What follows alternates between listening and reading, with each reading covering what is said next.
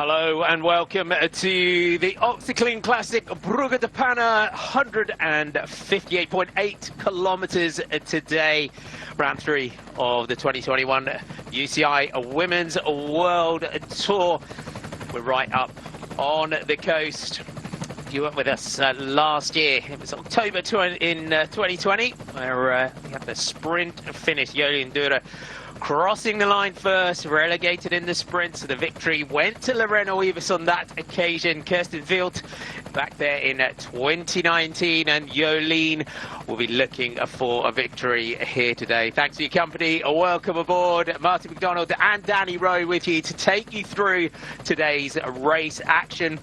If you went with us for the Trofeo Alfredo Binda at the weekend, Elisa Longo-Borghini now sitting at the top of the Women's World Tour ahead of Marianne Vos, who's level on points with Cecily Utter-Ludwig, the winner of round 1, and Strade Bianchi, Chantal van den Broek-Black there now in 4th. Nubia Doma, Van der Breggen, Van Vleuten, Paladin Garcia and Vollering, your top 10 in the Women's World Tour. Evita Musique is leading in the Best Young Riders classification, and Team SD Works are leading Trek Segafredo by about 100 points in the team classification, with FDJ, Nouvelle Aquitaine, Futuroscope in 3rd spot. Let's have a look back to the start earlier on today. And Danny, so much excitement around this team, and it's a who's who of cyclocross stars: Ceylin Del Carmen Alvarado, Sana Khan, you've got Julie De Wilde, Yara Castellan, Manon Bakker, and then Laura Susamilch. And if you're not anyone that's not familiar with cyclocross, Ceylin Del Carmen Alvarado, super exciting rider, as is this rider here, Julie De Wilde. Absolutely, Marty. I'm really excited to see this team race today, especially Julie, actually. She's the youngest rider in the peloton. She was 3rd in the Junior National Road Race, but more importantly, 2nd in the World Junior Road Race in Yorkshire in 2019 to Megan Castrab from the USA. So I think she's a really important young up-and-coming rider to look for. Kirsten Wild here with Sarah Tizet WNT. They got Lisa Brenner in here, who again could be a rider that could take this in her own right. She was 2nd last year, Lisa Brenner, ahead of Lotte Kopecky. So the Sarah Tizet WNT team, they've also got Confalonieri in there as well. Marta Bastianelli, it's former world champion, former European champion, Italian champion. Hasn't quite had the form that she would have wanted at the start of this season so far, but she's backed up by Marca Bogart, Tatiana Guderzo, Marlon Rusa, who we know can do a lot of damage to a race, Laura Tomasi and Anna Trevisi. They've got them in there as well. Canyon SRAM, Lisa Klein and Elise Chabby here. You can see Alice Barnes there in the British Champions jersey, good sprinter. Emma Norsgaard, got to say, Danny, one of the riders of the season so far. She'll be looking for that first World Tour win. Yeah, absolutely. I think she's a good pick for today. She had a fantastic start to the season with 2 second places in Omloop Het Nieuwsblad and Les Amin. She had a great Healthy Asian Tour as well, winning the youth classification and having podiums in that race as well. So she's got to be looking at today for a victory. Trek Segafredo, Chloe Hosking. She's been sort of saying before the race she'd quite like a group sprint about 20 to 30 riders, and Chloe again looks on great form coming into this season. New signing for Trek Segafredo, and they've got some good options as well. Got young Shirin Van Anrooy, they've got Amelie Deirdrickson that can also, you know, if Chloe's not there, Amelie Deirdrickson, also great sprinter, Loretta Hansen, Ruth Winder and Trixie Warak, so a really strong team from them. SD Works, though, what can we say about this team so far this season? They've got Jolien Dura and Amy Peters, who of course won Knock on a Course. So many options for them. And Christine Majeras, she's also had her hands in the air already this season. She has. This team have been absolutely phenomenal from the start of the season. Amy herself has had top 6 in every single race that she's ridden so far, and like you say, Christine Majerus as well, winning last week in West Hook with Amy coming in 2nd. So I think, you know, they've just got so much confidence. Confidence breeds confidence, and I think they'll be going for Jolien today. Lotte Kopecky still there in that Belgian champions jersey. Lorena Wiebes, she's, if you were with us for Healthy Aging Tour, went down fairly heavy on the first stage. Here's a couple of legends, Zaylene Del Carmen Alvarado and Sana Kant. Sana Kant, 3 times world cyclocross champion. Also just performed well on the road. Lotta's going to be looking for something today. Jolien Dure there you can see for SD Works. Those stripes on the cuffs of her jersey as a former national champion. And this new team, Plantur Pura. So if you don't know the name of the Roodhoff brothers who run Alpecin Fenix, this is the women's team of Alpecin Fenix. So that's the program that's going to run alongside that. Alice Barnes just missed out to Jolien at the start of that first stage of Healthy Aging Tour, and she's been looking on good form. Easy Tiger there, nearly lost himself out the top of the sunroof on that one. There's the official start. Let's run you through some of your other teams that you can watch out for today. So you've seen all your big teams. Bike Exchange have got a great team. Let's just run you through your course so that you know where we are and what we're doing today. So 158.8 kilometers. We head down towards this finishing loop, which is actually 45.1 kilometers in length. So they kind of do 2.5 laps of the circuit. The wind is blowing from across the coast. So where you see Coxside there, the wind is basically blowing straight across that. So they're going to have a headwind out of the blocks. And then, of course, on this circuit, you can see it's very open. It's blowing straight along the coast back towards the start. So it's going to be a fairly a tough start to the day. So an intermediate sprint with 59.8 kilometers to go.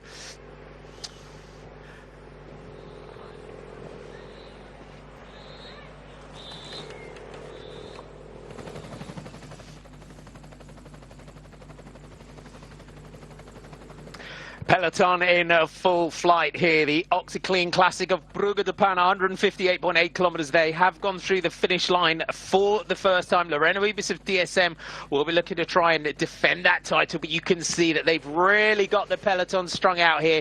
SD Works on the front. You can see Kirsten Wild there in the red and blue colours of Sarah Tizet, WNT. There's Emma Norsgaard in that Danish champions jersey in the red and white. Unfortunately for Team Bike Exchange, we saw a crash by Jess Allen. Tenielle Campbell just moving up towards the front here, the rider from Trinidad and Tobago, right in the centre of your picture. Amber van der Hulst also trying to get through. Alice Barnes, the British champions jersey, very much to the front.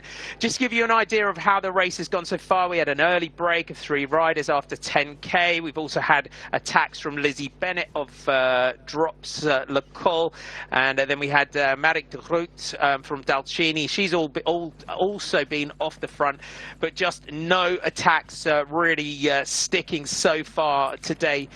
We covered 34.5 kilometers in the first hour. You can see already here, Danny, that SD Works, those purple jerseys, right to the front. And when you're in this position and in the peloton, when you see SD Works starting to come to the front, we know what they can do in the crosswinds.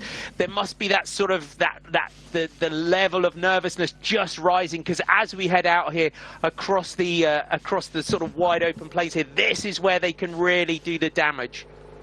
Absolutely, Marty, and it's, if you're not part of one of these teams, it's the trigger to get to the front, because you know that it's obviously in their best interests to try and split this group and make it a hard race. You mentioned before Chloe Hoskin, who is on the front at the moment for Trek Segafredo.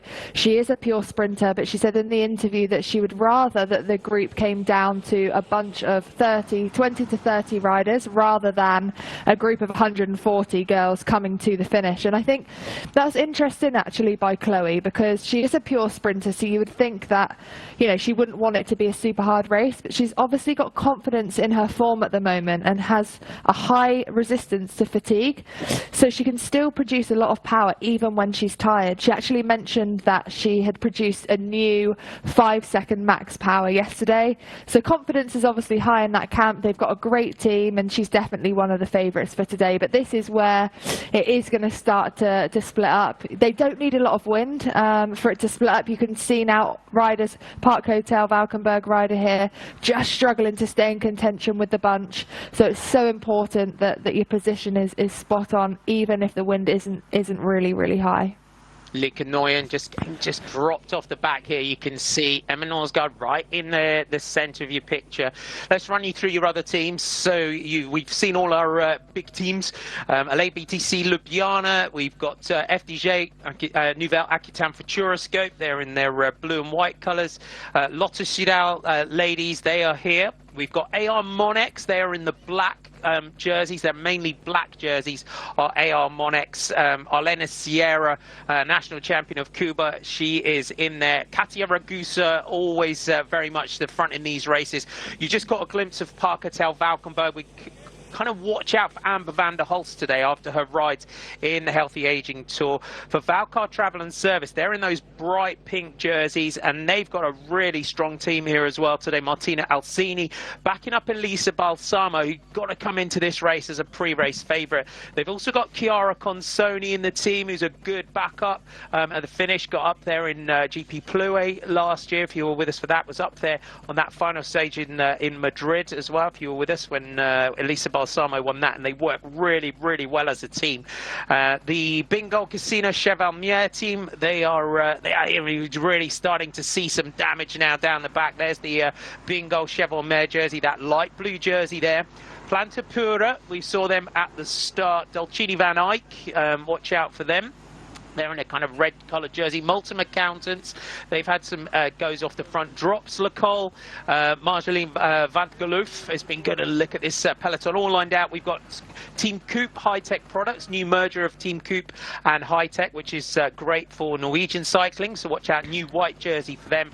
Next G, Team Rupel Cleaning. If you're a lover of retro and cycling, the Rupel Cleaning team looks like the old 711 kit. And then you've got Top Girls Fassabortolo. So that is all of your teams in the race today. Lorena Weavis on the right there in that black jersey with the blue stripes from Team DSM. The Valcar Travel and Service jerseys, those pink jerseys just moving up. There's Lotte Kopecky, you can see they're just swinging out there into the wind as everyone now just tries to scrabble around. It's really thinning out down the centre of that peloton. There's some retirees, so Jess Allen, Shari Bossett and Vittoria Guazzini so far. But this bodes well here. 78.5 kilometres to go, Danny, and they're already here on this finishing circuit, just trying to snap this peloton. And you can see now the echelons starting to form. You can, and it's been really damaging. SD Works have got to the front and they have actually split the peloton already, even with 80 kilometres to go. It's obviously their mission today. Bit of a break-up in the back of that front group now, but there are riders all down this narrow stretch of road, and it's really interesting to see how the riders work in an echelon formation. So essentially the wind is coming from the riders' right-hand side to left-hand side, so riders are frantically trying to move up on the right, but they're doing that in the wind, so it's harder for the riders to do that. It becomes really tight on the left-hand side of the road as riders are trying to move up outside of the wind, but it looks like it's Trek Segafredo rider here on the front who has just had a problem and has found herself in the back of this group. Unfortunately, Amelie Deirdrickson is from the Trek Segafredo team, and that's going to be a real loss for the team. She'd be definitely a one to really help potentially Chloe, or even be a sprinter in her own right come the finish. She won the World Championships in Qatar. She is one of the best sprinters in the peloton. SD Works have really put the hammer down now, and it looks like it's Alice Barnes coming to the front, potentially in the British jersey, another one who could be up there today. And Jolien de Hora from SD Works, she is one of the best riders tactically and technically. She knows how to ride in a bunch, and that's why she's at the front, staying out of trouble. Marta Bastianelli also towards the front there for LABTC Ljubljana. Lisa Brennauer and from Ceratiz at WNT. They're all up there. The Lizzie Bennett here from Drops Lecole had an attack off the front earlier. There was a lot of excitement on the race ticker because they had a Bennett win yesterday, and Elizabeth Bennett was off the front today. But the Drops, I've been really impressed with Lizzie Bennett so far this year. Just never afraid to get into the breakaways. We've seen her a couple of times in the breaks, and it's good to see a young rider from no offense to Drops Lecole, but one of the smaller teams in the peloton, always choosing to just get herself off the front early on. Absolutely, I've got a lot of respect for young riders who aren't afraid to give it a go, and that's essentially how you learn to race, and learn from mistakes or learn from good moves that you make. If you're not out there putting yourself at the front, you're never going to be in with a chance of winning. So I agree, I've been really impressed with Lizzie Bennett this year, that she's not been scared to give it a go. It's Grace Brown now on the front for Bike Exchange, Emma Norsgaard as well. You're seeing all these top favourites at the front. Lisa Brennauer from Sarah Tizet WNT and Lisa Klein now from Canyon SRAM. So this race is really hotting up already with all 76 kilometres to go. Lisa Klein's got some power when she wants to put the hammer down as well. So you can see the splits in the peloton now. It is thinning out, 76.2 kilometers to go. If you are just joining us, welcome. If you're just getting into our coverage today, we are on the Oxyclean Classic of Brugge de Panne, and this is the 4th running of this race. The hammer really is down now on this finishing circuit. 2 laps of 45.1 kilometers is the finishing circuit. They do kind of 2.5 laps of this one, bringing us in at 158.8 kilometers. Some big names though, the likes of Amelie Deirdrickson have missed out on that on the front group. Hannah Barnes here on the front here for Canyon SRAM. That multicolour jersey, you got British champions stripes just on the cuffs of the jersey, and Lotte Kopecky in the centre there in that Belgian champions jersey. Lotte already going so well so far this season. Looks like a little bit of pressure now going off the front of this one now, Danny. Yeah, it does, and it gives those riders a chance that have missed this split, a chance to get back into the front group. Although, they're using energy that they're almost wasting energy trying to get back into this group. So even if they do make it, they would have expended that energy very early on in this race. But it was great to see Hannah Barnes at the front of the group there for Canyon SRAM. She's looking on top form this season, 5th in Omloop Het Nieuwsblad. She's just such a fantastic domestique, and I think we've mentioned it before, Marty, that she gets her own opportunities to race for herself this year, because she is such a talent.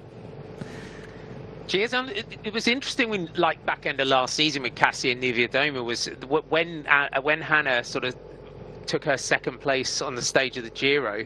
This is Shari Bossett, unfortunately, that went down for Team Next G. She wasn't able to carry on. But when Hannah got up there in the Giro, was 2nd to Mariana Vos. Kasia Niewiadoma was saying herself, that they want her themselves. The team want her to have the belief that she can still take it on in these races. So she's got a fast finish on her. Just to kind of, it must be a bit of a a game of sisters rock paper scissors in the bunch as to who's going to get the nod in the bunch kick today, because they're both handy. They're both fast finishers. Do you think Alice has maybe just got that edge, looking at how she was going in the Healthy Aging Tour? I think on a sprint like today, yes, they would go for a rider like Alice over Hannah. I think Hannah is now a sort of breakaway expert and would be, more likely to win a bunch or a sprint out of a smaller group. I think today we're going to see the more powerful sprinters that can really wind up their sprint for a long duration. We know that with 750 meters to go, it goes from a narrow road into a wide straight road, so it really suits to launch a sprint early and wind up to a top speed. So I think that does suit a rider like Alice over Hannah, and you can see Alice now at the front of the bunch, just being marshalled just behind Lisa Klein there. So it looks like Lisa Klein is on domestique duties today for Alice. Liv, I've been really impressed with how Liv have started racing this season, a new composition of riders, but again they've had some fantastic results, especially with Lotte Kopecky herself, who's had win in La Semaine, and she won the sprint as well for 4th in Noccacorsa, so I think she'll be looking for a good result today. Few riders, they'll be breathing a sigh of relief here, the riders here just getting themselves back onto the group after that one. Shirin Van Aanrooy, number 31 for Trek Segafredo. So she's just got herself back into the group in that light blue, dark blue colours. The young rider from the Trek Segafredo team, just 19 years old as well, is Shirin van Androoy. And there's a lot, Danny, of young riders in this one. You know, you mentioned Julie de Wilde at just 18 as well. And that's the thing, isn't it? With a lot of these races and a lot of these riders, this is kind of how it works, because we don't have the under 23 classification that they do. Riders like Shirin here, they do come in and you're right into the world tour with the big names, the Kirsten Wills, the Lisa Brennels, the Chloe Hoskins, riders that physically and you know they're right at the top of the game as well. Yeah, and you could see Trixie Warwick there just looking back, and he's probably just helping Shirin out there. And it's a really tough one. It's a real jump into the deep end. I think there's pros and cons of not having the under 23 category. I think it's expectations that the riders, you know, come up from junior, and they can't, you know, expect too much. It is different racing. It's a lot longer racing.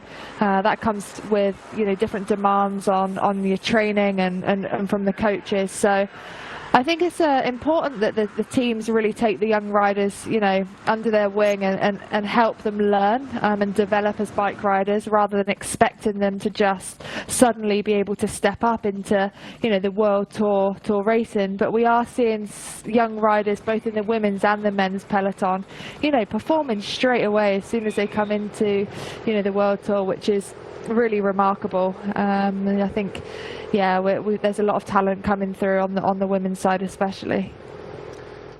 So after that big effort there, the peloton, a little bit more of a regrouping, and Trixie Warwick just back now, looking for the team car. Is Trixie Warwick. It's like she's got an issue. Just looking down at the bike, just having a few shifting issues, I think here, Trixie Warwick. Yeah, it does look like it, Martin. That's another, you know, pros and cons of ever-changing technology. You know, with the electric gears, sometimes there can be more problems than it's almost worth. You know, when the bike's not charged properly, or, you know, the gears don't change. It looks like the gears weren't working. She found herself in a big gear, and now suddenly they seem to be back working again, and she's just fighting to get back onto the back of the peloton. But for a rider like Trixie, this wouldn't have phased her at all. You know, she's been in this peloton for years, and she'd have just been calm and collected. She knows what to do. Back to the team car, arm in the air to the right-hand side of the road for a potential bike change. But it looks like she sorted it, and it's just another, you know, aspect of bike racing that riders need to learn about how to deal with, you know, pressure situations like that, whether it be a crash or a mechanical. To know what to do in that situation. You know, it happens a lot in bike racing. It's part and parcel of bike racing. So yeah, no stress for Trixie. No, you can see with Trixie, no panic. No, and that's absolutely key. You know, I'm sure I've had times before, especially in my early days of riding on the road, where, you know, you do panic, you're on the wrong side of the road, you're trying to take the wheel out yourself, and, you know, it takes a lot longer than it probably could have if you'd just relaxed, let the mechanics do their job and get back on the bike. So no, it's good to see Trixie back in the bunch. She wouldn't have panicked at all. And this is the bit of the road that we call it Death Valley, don't we, in cycling, this groove down the middle of the road. Yeah, and it always used to scare the life out of me. This one doesn't look too bad. It looks like it's actually potentially been filled in, but some roads in Belgium especially have got this hole in the middle of the road, and you can't ride over it kind of from side to side. You have to take it on from the front or bunny hop over it. And when the race is going in full swing and it's high speeds, it's just carnage, and you've got to be so careful, you know, not to go down it and get your wheels stuck, and then you're more times than not finding yourself on the floor. So yeah, it's a scary part of Belgian bike racing, the road furniture and the valley of death that we call it in the middle of the road. And the riders there, you can just see directing each other around the road furniture. And LA BTC Ljubljana, Micah Bogard and Marlon Ruser Two experienced riders for Marta Bastianelli today. We'll see what they can do. That almost, now with this little bit of a regrouping now, Danny, it almost seems like that was from SD Works. Maybe a little bit of a setup of what's coming later, would you say, or do you think they've played their cards quite early here in trying to split that one? Everyone might be a little bit more mindful going forwards. Yeah, I do think potentially, but I think you do need to still have the legs to be able to react to a move like that that SD Works put on there. So I do think we're going to see them be aggressive for the rest of this race to try and split it up towards the finish.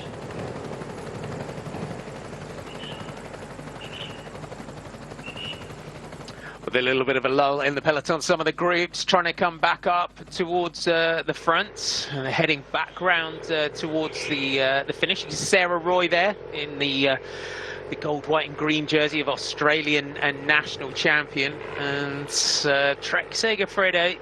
Jess Allen said had a bit of a crash earlier, so she's had to retire from the race. But Danny, Grace Brown, Ariana Fidanza, Jess Roberts, Tenniel Campbell and Sarah Roy in this one. And Tenniel Campbell from Trinidad and Tobago, new signing for Team Bike Exchange this year. Do you think it's too early for them to start giving Tenniel some time in the sprint, or do you think they might sort of get to a point in races where they go, do you know what, Tenniel, you can start to freelance some of these sprints while they work for someone like Sarah Roy? It's a really interesting point, actually. I hadn't picked out Tenniel Campbell for today, although she is one of a really top sprinter in her own right. But Bike Exchange have just got such a strong sprint team today, and they've really got strength in numbers. Unfortunately, obviously, you mentioned about Jess Allen retiring from the race after a nasty crash earlier, but I think they've got quite a lot of cards to play, and I think they'll probably have almost an A, B and a C plan going into today, depending on how the riders feel when they get into the race. We can see Sarah Roy now in those Australian National Championship colours, and I was really happy to see Sarah Roy take that victory in the Australian National Champs. She's never won the Nationals before, and she's always been, up there, and such a consistent bike rider and a fabulous domestique for the Australian team. Also, Grace Brown, she started the season, fantastically. She was second in Nocker Corsa and 8th in Het Nieuwsblad. So I think if I had to pick one rider, it would probably be Grace Brown. I think Sarah Roy would be a perfect, lead out. But then, like you say, they've also got Tenniel Campbell and Jess Roberts, we know, can also sprint. So yeah, it's a real top team out there for today. I wouldn't want to be the DS sort of picking who's going to be that final sprinter come the finish. But like I said, I think it will be one that will potentially be actually decided on the road. Anna Barnes just having a look around the group. We've got Sarah Penton on the front from Drops the Coal, the former Swedish national champion. Ruth Winder as well, that Stars and Stripes jersey. What an absolute monster turn she did to launch Elisa Longa Borghini up the road at the weekend.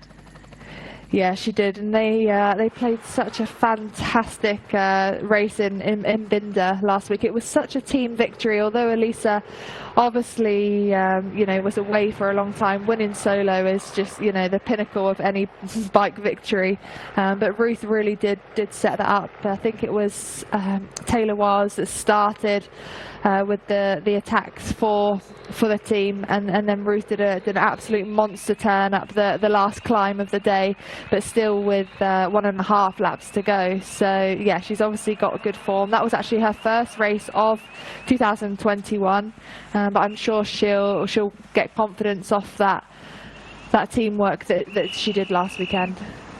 Yeah. And just down the back here, so wearing number 55 there's Jess Roberts, former British national champion. And I think looking at this circuit, being down the back's the last place you want to be now, isn't it? Yeah, it is, and especially in the course, there's a technical run into the finish, and there are some narrow lanes in this sort of 45 kilometres of a square loop that we're seeing the riders on now, and that's what makes it nervous. The narrow lanes, the fight for position, and you just don't want to be at the back, getting caught out behind people with mechanicals or potential crashes. So it's just probably a good idea for Jess Roberts to try and get herself to the front. Lotte Kopecky from Liv Racing.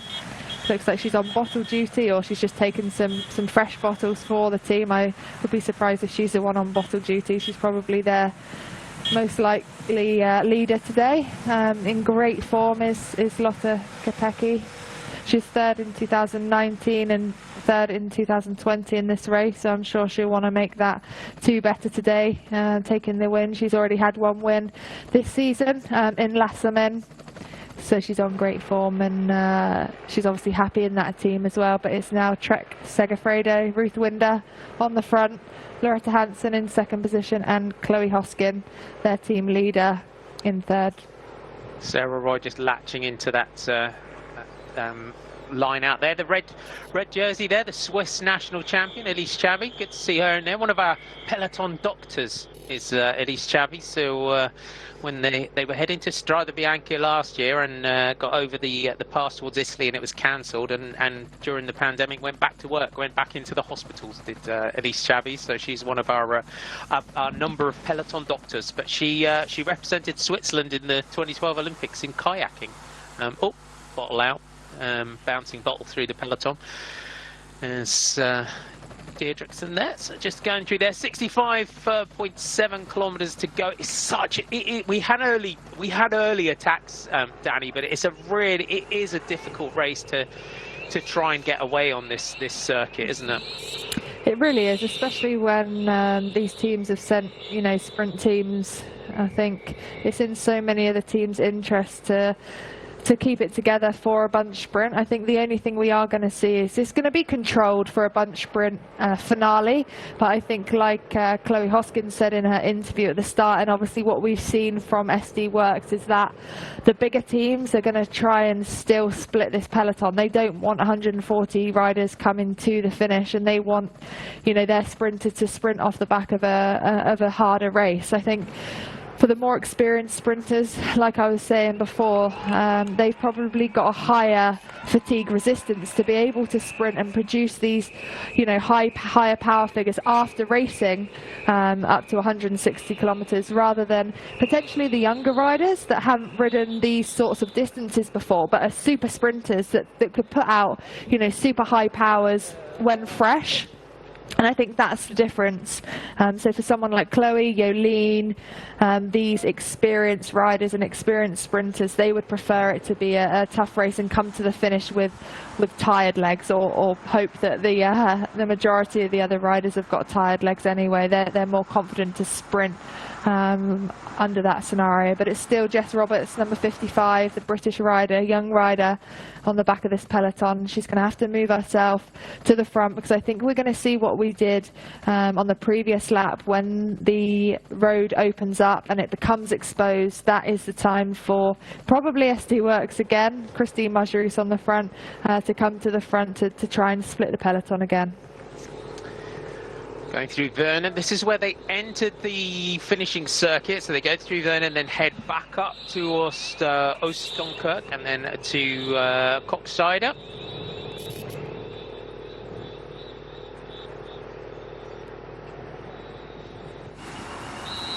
SD Works, Elena Cecchini also in that team today, swinging left here. So there's these riders down the back will know what happened the previous time when we went through the finish line. So they head up towards the coast and then turn left down towards Koksijde, and then you've got these kind of wriggle into Panne, and then they've got that turn just before the finish into the finishing straights. So it's quite technical on the run in towards the line. Majerus on the front here for SD Works, and Movistar just moving up those blue jerseys for Emma Norsgaard, and the Movistar team today. So she's backed up by Oak Bionic, Barbara Garishki, Sheila Gutierrez, Alicia Gonzalez, and Alba Teruel.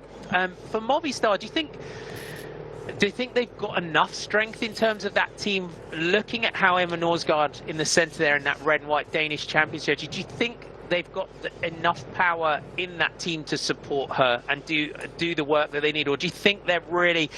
Do you think it's maybe taken them by surprise a little bit and they might need to go shopping for next year because they banked everything on Annemiek van Vleuten?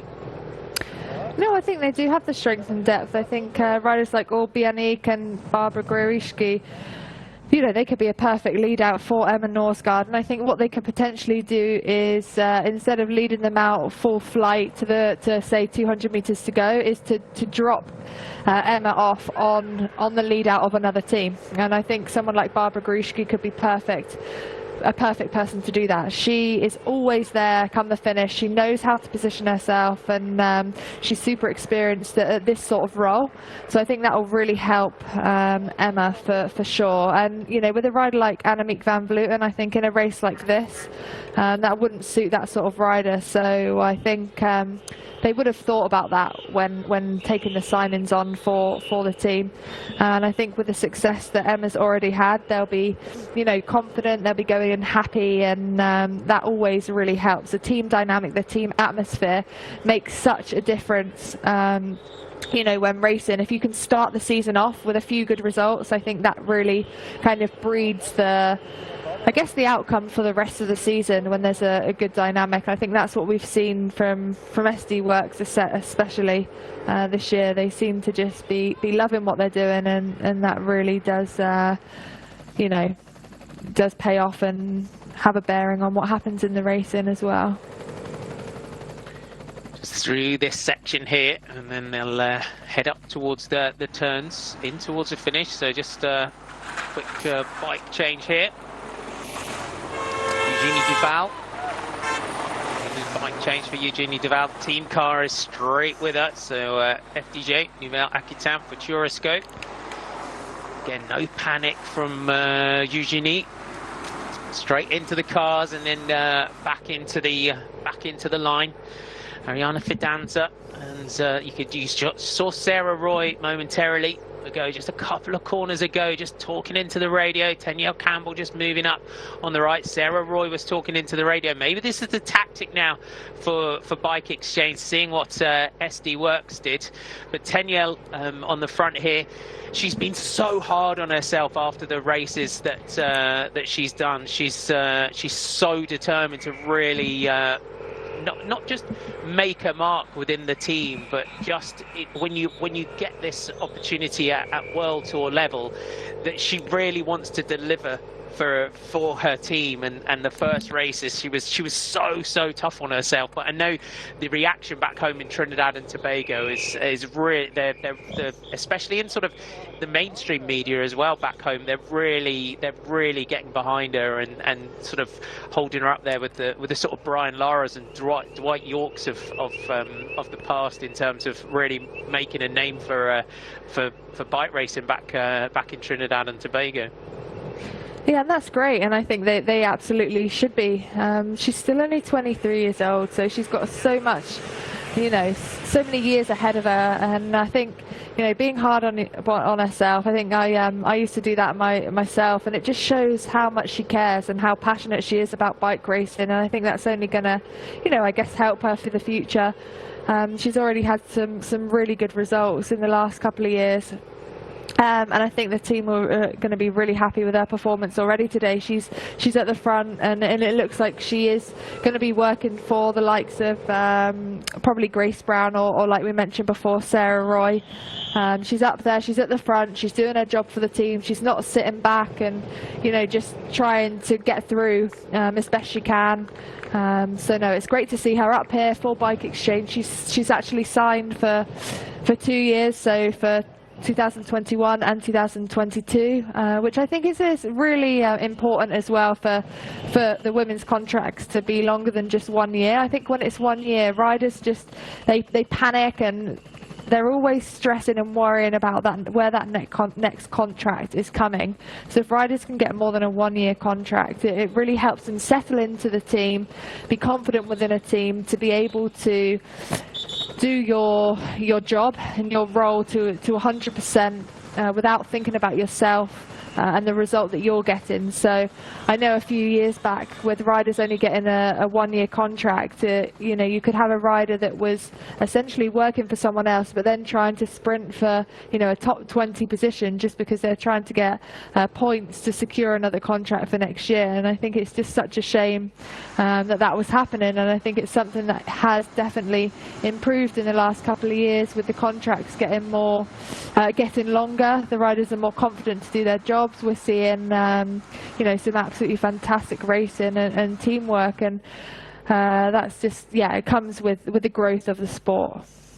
It helps teams gel more, though, as well, doesn't it? If you've got that sort of cohesive, the safety net, knowing that confidence, you're more like you said earlier about teams like Live Racing, the way they've gelled for, you know, together as a team, and the way they work for, you know, already for Lotte Kopecky, and she's just you see her moving around the peloton, she's just cool as ice, isn't she? She's just, you know, you see her in the peloton and she's just, she might be hiding behind the glasses, but she just seems so calm and so in control. And now, after the success that she had at the back end of last season, and we know her pedigree, you know, as a track rider, but she seems very much in control. And I think when you're trying to gel a team to keep, you know, to really build something, that really does help, doesn't it? Yeah, and you need a leader like that in the team, you know, to give you that confidence. And, you know, for Lotte Kopecky to be able to do that at only 25 is pretty special. And also, like you said, to be able to perform in multiple disciplines, that's what she's doing. She's almost taking over, or not taking over, but following in the footsteps of someone like Marianne Vos. Obviously, you know, we know Marianne Vos is arguably the greatest bike rider of all time, but for Lotte to be able to perform in track and road and cyclocross is very impressive.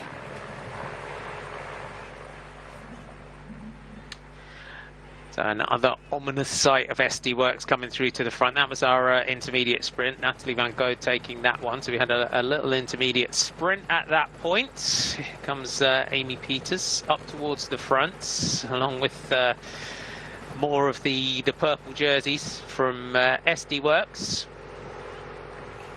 Park-Hotel Valkenburg, as we mentioned. Amber Vanderholst is the rider that we're expecting to see from them today. Valcar Travel and Service. So Valcar is a kind of engineering company down, I think they're based in Bergamo, and then Travel and Service are a car company. So two different sponsors are Valcar Travel and Service, but down in that sort of hotbed of cycling in Bergamo and Lombardy. And so you see the Yara Castelline there from Planta Pura, wearing 164, another one of our cyclocross stars. We just caught a glimpse of her. Lisa Brennauer, you see the German national champions jersey here for Sarah Tizet WNT. Very much now getting themselves into position. And Drops Le Col have been impressive so far today. Marjolaine Van Geloof, who was top 10 in Les Samines. She's been sprinting quite well in this year, 5th in Les Samines. She was, so maybe they're throwing everything behind her today. Kirsten Wild there, just on the left-hand side of your screen, moving up, and they've got arguably an absolutely phenomenal lineup today of sprinters. Obviously, Kirsten will probably be their pick for the win today, but she hasn't done much road racing actually in the past couple of years. She won this race in 2019. And is arguably the greatest sprinter of all time, with so many victories under her belt. But I think she's more focused on the track and the Olympics. I think for Kirsten, that is what she really wants, that Olympic gold medal. So I think we didn't see her in top form in the Healthy Aging Tour. She did a great time trial, but she just missed out on that first stage.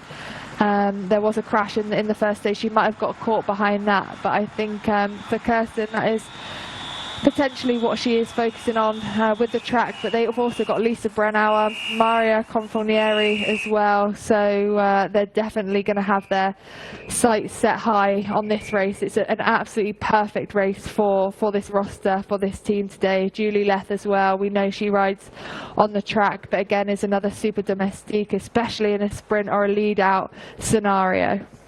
Lars Bohm, you see there, the director sportif for Live Racing, and I imagine those riders benefiting from the experience of someone like Lars Bohm.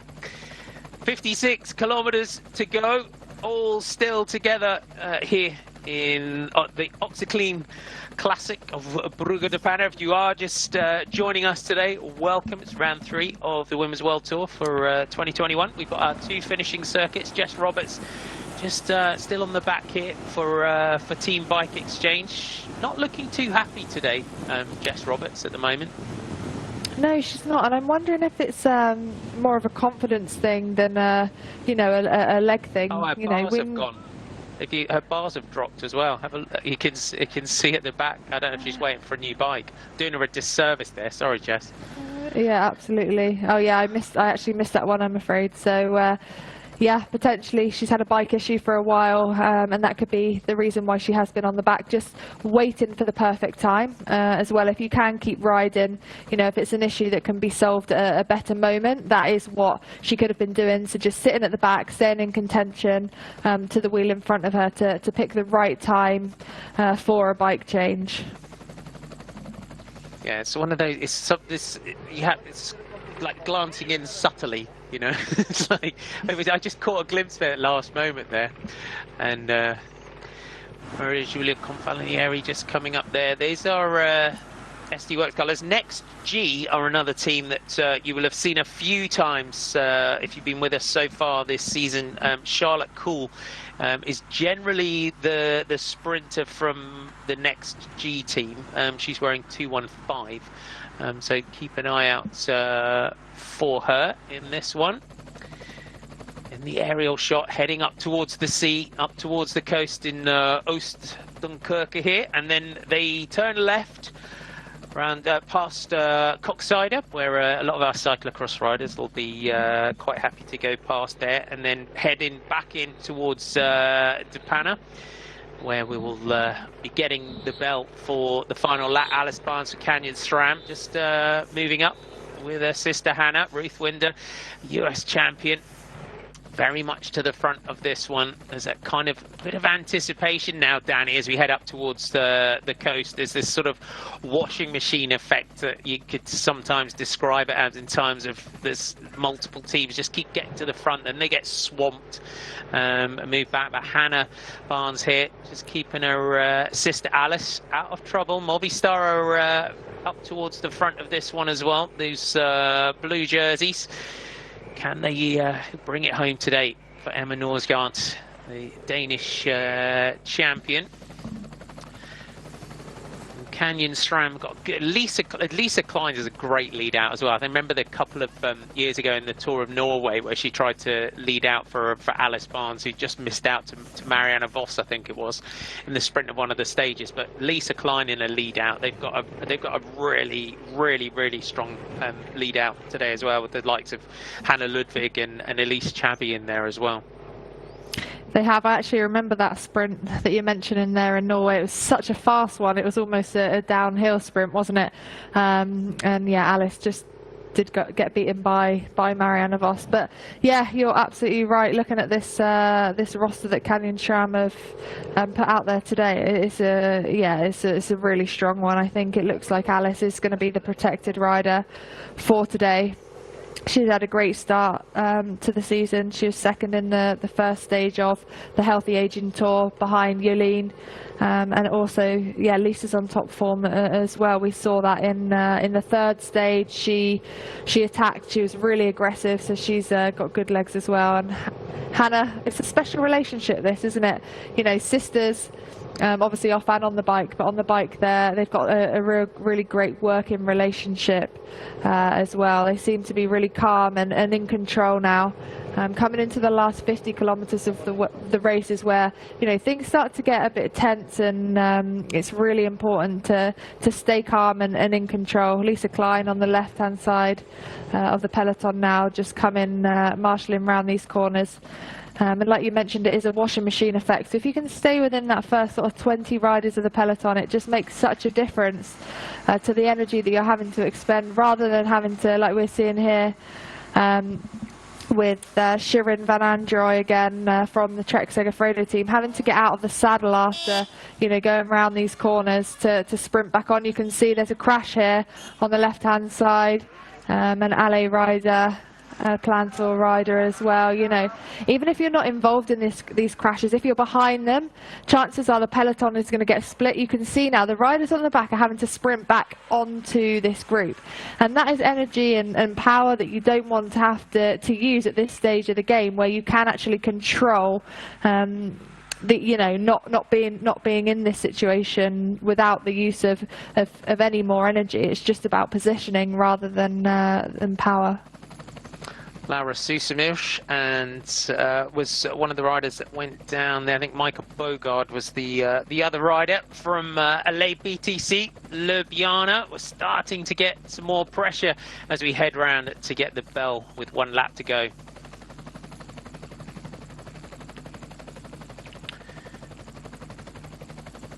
Okay, have we done our predictions yet today, Danny? Who are you going for?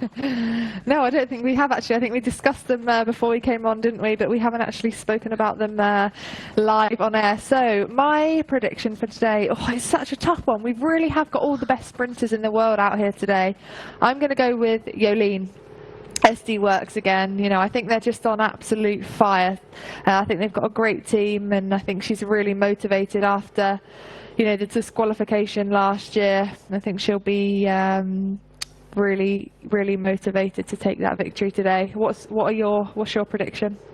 Do you know what I'm gonna do? Do you know what I'm gonna have a favourite, and then I'm gonna say someone else, because I'm like the Grim Reaper of predictions at the moment. You want I think to. whenever I predict a rider, I think they must feel a cold shudder go down their back or something, and they'll be like, oh no, can't believe Miles just predicted I was gonna win this one. So yeah, I think who am I not going to be fair to today and predict that they're going to win it? I think I'm going to go with Lisa Brennauer. I think I'll go with Lisa Brennauer today. And wow. And just I think she could be up. She was second last year, so I think she's one of those sort of surprising riders at the moment. Like I said, I've got my winner in my head, and then I'm gonna give my the curse to Lisa Brennauer there. Sorry, Lisa. Christine Majerus is back here for SD Works. Rear wheel puncture for Christine, and as always, just no panic, just pedaling along as she is, as she would. You wouldn't expect anything else. So just again, when you get through those sort of sections that we've just come through, it's sometimes the team cars can take a while to get up there. But looks like she's going to have a bike change. You can see she's a leader as well, because you always know. It must be a good feeling when your bike's on the outside, Danny, because there is a pecking order with the roof rack, isn't there, in terms of whose bike goes where.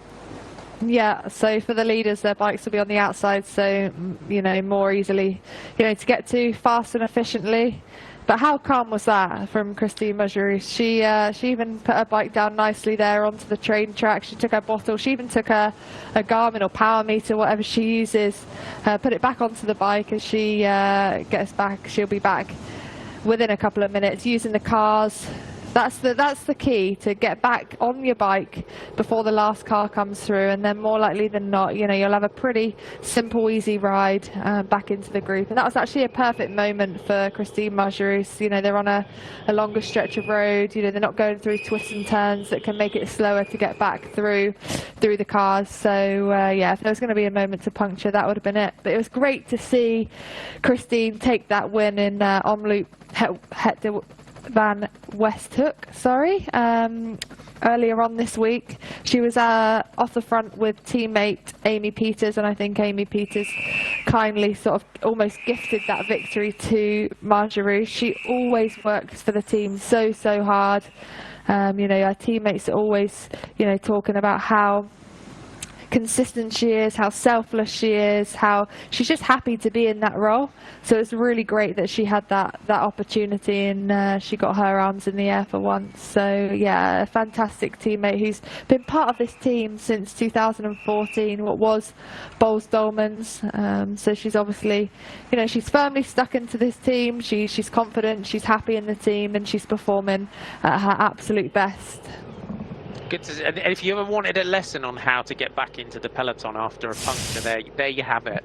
And she's just come alongside Lonika Uniken as well. If you were with us for Healthy Aging Tour, she took her first big pro victory at the end of that one. Trixie Warrack right on the front here. Sarah Penton moving up there for Drops Lacole. Amelie Deirdrickson right here in the centre for Trek Segafredo.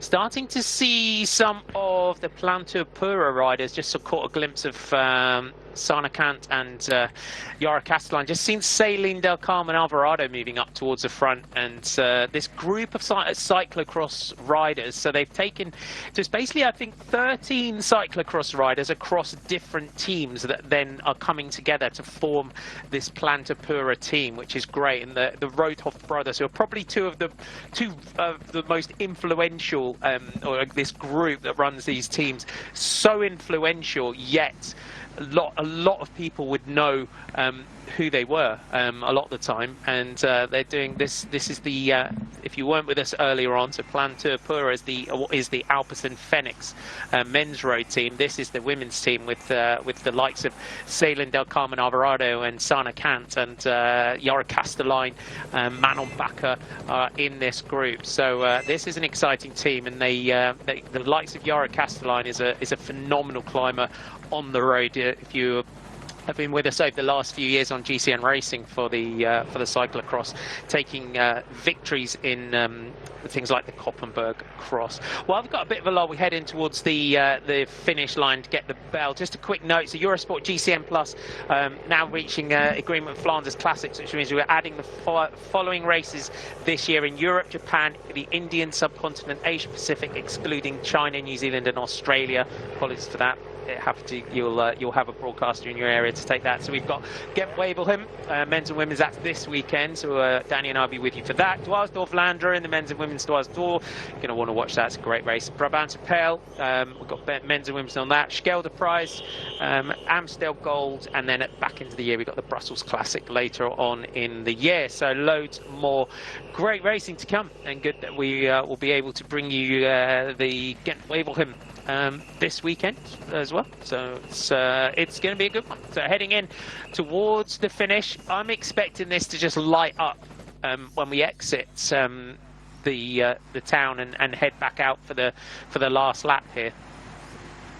Yeah, I think so too, Marty. I think we're going to see almost a repeat of what we saw in the previous lap with SD Works, probably Trek Segafredo. We heard Chloe's interview before this race started that she didn't want to come to the line with 140 riders, which we're pretty much seeing.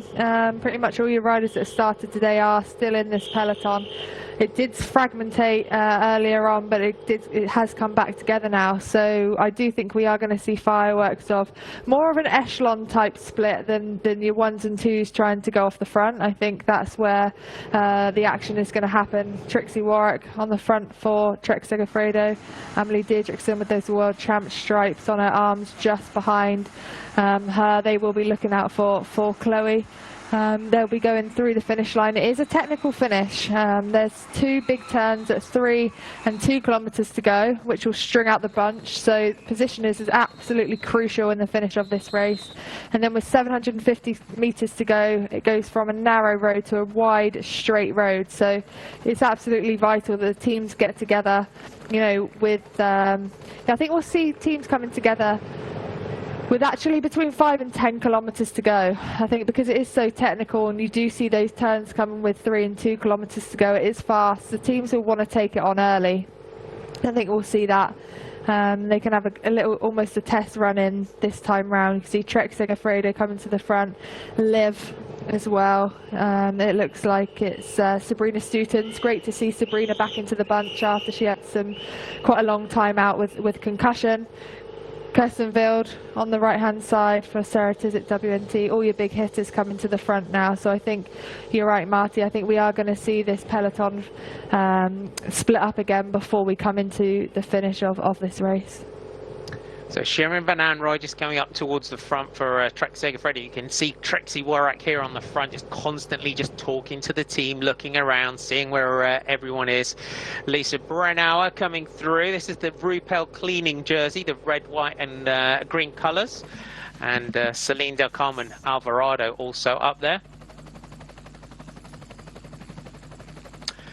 This is the shot here of the beach in Panne. So this used to be the 3 days of Panne was a stage race, and it was cut down to 1 day, then to 2 days to add the women's race. So 1 day for the men, 1 day for the women. But from memory, I think we used to have the time trial used to kind of come up here, go along the beach, and then back into the town. It was kind of I think they used to do a split stage at the end of 3 days of Panne, and the time trial used to go along there. Trek Segafredo really now announcing themselves at the front. It was a great team performance by them in the Trofeo Alfredo Binda.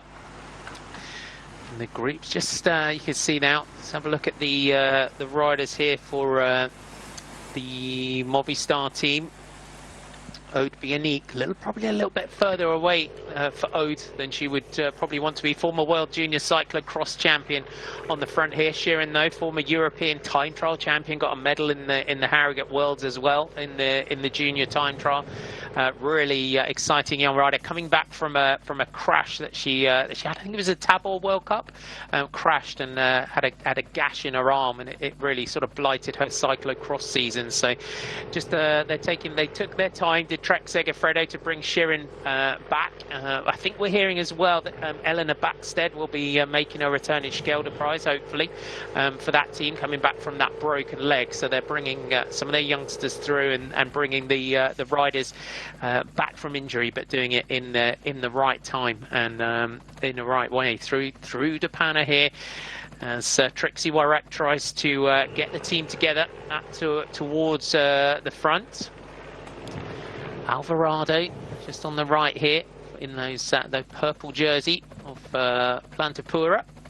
The former world cyclocross champion doing this one. She's a phenomenal rider in cyclocross. Now we're getting a view here of if you weren't with us earlier on, the run in towards the finish, the 1 kilometre to go. As you said, Danny, through this section here, this is where it starts to get fairly technical coming in towards the line.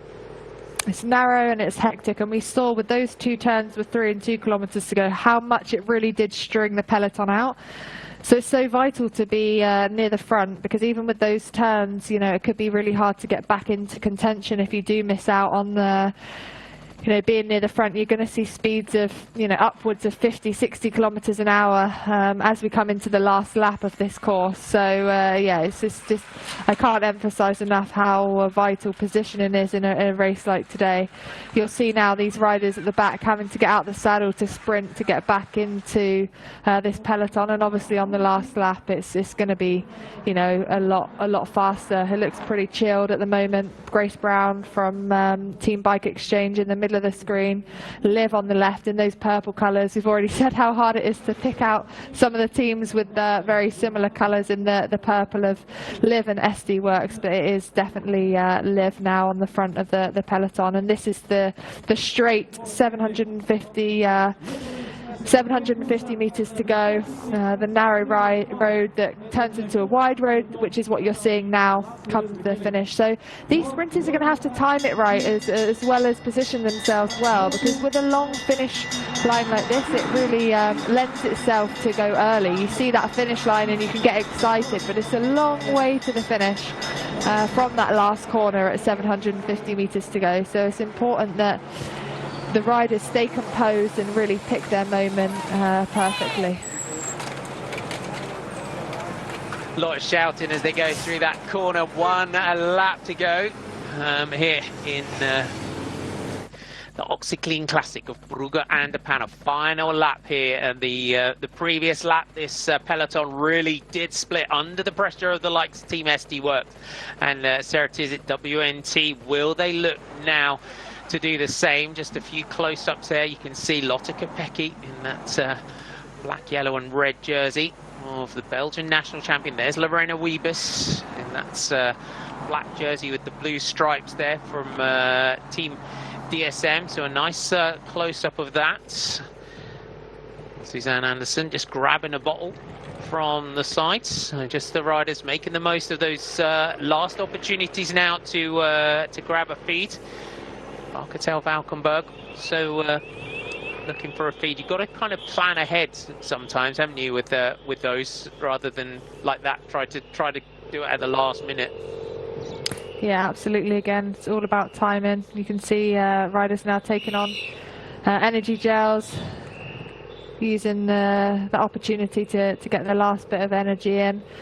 Generally with caffeine gels, riders will be taking them with around about an hour of racing to go. With the science developing and you know, new information out there, it's interesting. The last couple of years, it takes caffeine quite a long time to get into the system, and it lasts a long time as well. So whereas riders before would take it with about potentially around 10 kilometers to go, now you're seeing riders taking it with a bit more to go, just to make sure it's peaking at the right moment, and then they're not, you know, peaking when they're on the bus on the way back to the team hotel. So yeah, I think this will be the time riders will make sure they've got their last bit of caffeine in the system, so they can, you know, sprint to their absolute best in 43 kilometers time. You saw Britt Kadaven on the back there for Team Next G. Danielle Campbell on the front here for Bike Exchange. She's definitely on a mission today, isn't she, Danielle? She is, yeah. She's having a really good race. She's doing such a good job for her team. She's got Grace Brown on her wheel. We've seen a little bit of Sarah Roy as well. Unfortunately, as we mentioned earlier, Jess Allen is out of the race now. We haven't seen Jess Roberts. We knew she had potentially a problem with her bike. We saw her at the back of the peloton, so hopefully she's got that fixed now. But it looks like it could be Grace Brown or Sarah Roy that are going to be the team leaders for today. Both had great starts of the season. Sarah Roy winning the Australian Nationals, and Grace Brown as well taking a podium in Nocca Corsa and 8th in Het Nieuwsblad. So a great start to the season have Bike Exchange had. Trixie Warwick just hanging out down the back. Trixie's had her own. I mean, sometimes we forget that the dreadful crash that Trixie had in 2016 in Trofeo Alfredo Bindo. I was just kind of searching around again a little bit earlier on, and she lost one of her kidneys, didn't she, after that crash? And I remember saying in the interview, like, true Trixie Star, she was just as well I was born with two. So yeah, you forget the battles that she's had to come back, and 39 and still up here, and such a, you know, a real sort of the back, you would say one of the sort of real backbone of Trek Segafredo. Yeah, she really is a legend, you know, in the sport. I rode that race in 2016 where she had that really nasty crash, but she's been riding professionally since 2004. She really does know everything about women's cycling. She's, you know, grown obviously as the sport has grown, and she's changed as a rider and developed in the teams as well. And I think she is a real kind of leader and strong role model to have within the teams, and she's a great, you know, a great one for the younger riders to learn from. So it's great to see, you know, Trixie still out there today and riding for Trek Segafredo. She's had a lot of victories in her own right, like you mentioned. Lonneke Uneken looks like here for SD Works, coming back to the team car to pick up bottles. Lonneke had a great win in the third stage of the Healthy Aging Tour, where she was off the front. I think she found herself surprisingly off the front, and then she even said in the interview she had to just absolutely go for it, and she had a good team behind her to marshal behind. She's probably having orders there from the DS, relaying any information that she needs to back to the team, alongside taking all their their bottles as well. You can see them up her jersey. But yeah, Trixie Warwick, legend of the sport. Great to see her out there.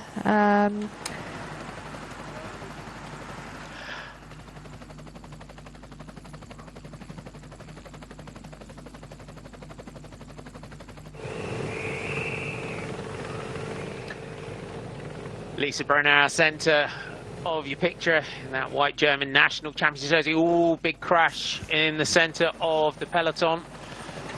That's quite close to the front, that crash. Let's have a look, see who's down. Sarah Roy just getting up there. So quite a narrow section here, Danny, for the crash to go down. It is. It looked like a drops rider as well there. Yeah. Unfortunately.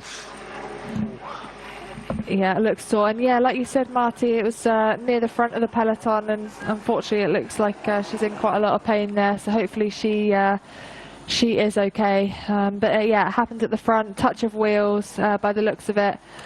Julia Suk from Team DSM probably just relaying back to the team that she is now going to be trying to fight to get back into contention with the bunch. We might see a replay of what happened, but again, you just saw that the carnage that it started. You can see the difference now in the peloton, that it is heating up as they come around this left-hand bend onto the more exposed roads. Look at how the peloton is fractured now. There's groups all over the road. And I guess if the teams have their sprinters in this front group, it's in their best interest to ride now. So it looks like it is Lisa Brennauer just talking into the radio, probably checking as to who out of her team it has made this front split or found themselves in this front split following the crash, to whether they race or not. Here's the replay of the crash. And it looked like Marjolein van Geloof that went down first. Just looked like she just ran off the side a little bit there. And there's that ricochet effect that you get. And unfortunately, right there. Sorry, Marty, I think it's just quite lucky actually that more riders didn't crash in that position. It did happen quite close to the front of the peloton. So hopefully she's okay, and lucky that it was only a small handful of riders that did come down in that crash. Celine Del Carmen Alvarado here for Plantapura, with Lotte Kopecky right behind her. Liv racing, then Lorena Wiebes on the left there in that black jersey, just tucked down that familiar style of Lorena Wiebes. You can always tell her. If you were with us for Healthy Aging Tour, I was quite interested to see when Lorena had that dreadful crash in Healthy Aging Tour, and when she posted the pictures a little bit later on, it said that, you know, that there was very little damage. And I think and Emily Bramier from DSM let me know that they're doing a lot of research in terms of like crash protection in their clothing. So it's really interesting to see what they're putting in. Apparently some of the fibers are sort of 15 times stronger than steel. So sort of technology that they're building in now to sort of help the riders. You can see the chasing riders now trying to get back up here, inside 40 kilometers to go, and that crash and the pressure on the front that it was is now split this race, as just like the previous lap, everyone battling now on these these exposed sections. But as you said, Danny, now we'll expect now to see the likes of Liv Racing here looking to try and capitalize on this one. This will be all in for that rider there in that Belgian champions jersey of Lotte Kopecky. It will, and that was Jana Korova on the front for Liv Racing, a rider that I've raced with in WOW deals in my last season of racing, and again another delight to have on the team. Really lovely rider, but also obviously a fantastic bike rider in her own right, and again a young rider who's got a lot of years and she's so passionate about bike riding. She's a fan of the sport, and she works really hard. So I think we're going to see a lot more from Jana Korova for herself. She's a fantastic domestique, and I think she's only going to, you know, go from strength to strength as a bike rider. Lisa Klein now on the front for Canyon SRAM. Alice Barnes always in the right position. You always see, you know, Alice Barnes tends to ride at the back of the peloton, but when she needs to be at the front, she's at the front. So she's tactically, technically very good at what she does, and she really she does get herself into the right position where she needs to be. She expends that energy when she has to, and not when she doesn't. And that's that's what it takes when it comes to top bike riding. It's not all about pure power. It's about when and how to use it, and how to position yourself at the right moments. Marta Lack there, national champion of Poland. There's Marta Bastianelli wearing a 81. Just moving up there. There's Emma Norsgaard wearing 41, that Danish champion. Maëlie Groschetet there. And I'm just trying to look, see if Clara Caponi's still in there. We're looking for 62 from the aerial shot of Clara Caponi. She's another sprinter from FDJ. Here come SD Works though. Elena Cecchini now swings through onto the front. And now SD Works in formation in those purple jerseys. Everyone will be mindful of this one. Here comes Christine Majerus in that Luxembourg champions jersey, just moving up alongside, trying to get up towards her teammates. On the pavement there, not sure she's supposed to do that moving up, but that is if you're not part of SD Works, this is the moment where you get yourself to the front. It's three riders together, then Elena Cecchini joined them on the left hand side, and now Marjorie. So it's nearly the full team. Amy Peters here, arguably the most consistent bike rider out there, and again someone that a real all-rounder that can produce the results when it matters. And this looks like the start of the move from Amy Peters now. They've got their team together, and this is where they're going to try and split the peloton again. You saw the attack there on the front, just upping the pace. This same section, it starts to open up here across the Muren. And this is what they talk about, the passage of de Muro. Unfortunately, Sharon Van Amerongen in the back, Chloe Hosking, very vigilant now at the front of this one. It's Trek Segafredo, Live Racing, and SD Works. Here comes Kirsten Wild in that red and blue jersey, right on the wheel of the German champion, Lisa Brennauer, up towards the front here. As they, again, you see everyone just battling around for positions as they try to just find a bit of road here as they all get squeezed across. Aude Bionic from Movistar. They're working for Emma Norsgaard, so the likes of Kirsten Wild. There's Arlenis Sierra in the centre, the national champion of Cuba from the Monex team. A rider that we haven't talked about, but as another rider who's a really fast finisher is Arlenis Sierra. She's coming back from a bit of a crash recently, but now just, Danny, this peloton starting to stretch out through this section. You can really see how vital it is to be able to ride in an echelon formation. You can see the wind is obviously coming from right-hand side to left, so the riders are hiding there. So, for example, Kirsten Wild on the right-hand side of your screen, she is out of the wind and she's able to move up really easily with teammate Lisa Brennauer. And you can see the alley riders on the left fighting in the wind to try and move up. So if you're not confident riding in an echelon, there's only so long that you're going to be able to ride in the wind for, especially on such a long stretch of road like this. So you could be the strongest. Unfortunately, it looks like Sabrina Stutens here from Live Racing is finding herself going backwards, unfortunately. Great to see Sabrina back in the bunch after I mentioned she suffered a bad concussion. So good to see her back. But it's Amy Peters again on the front for SD Works.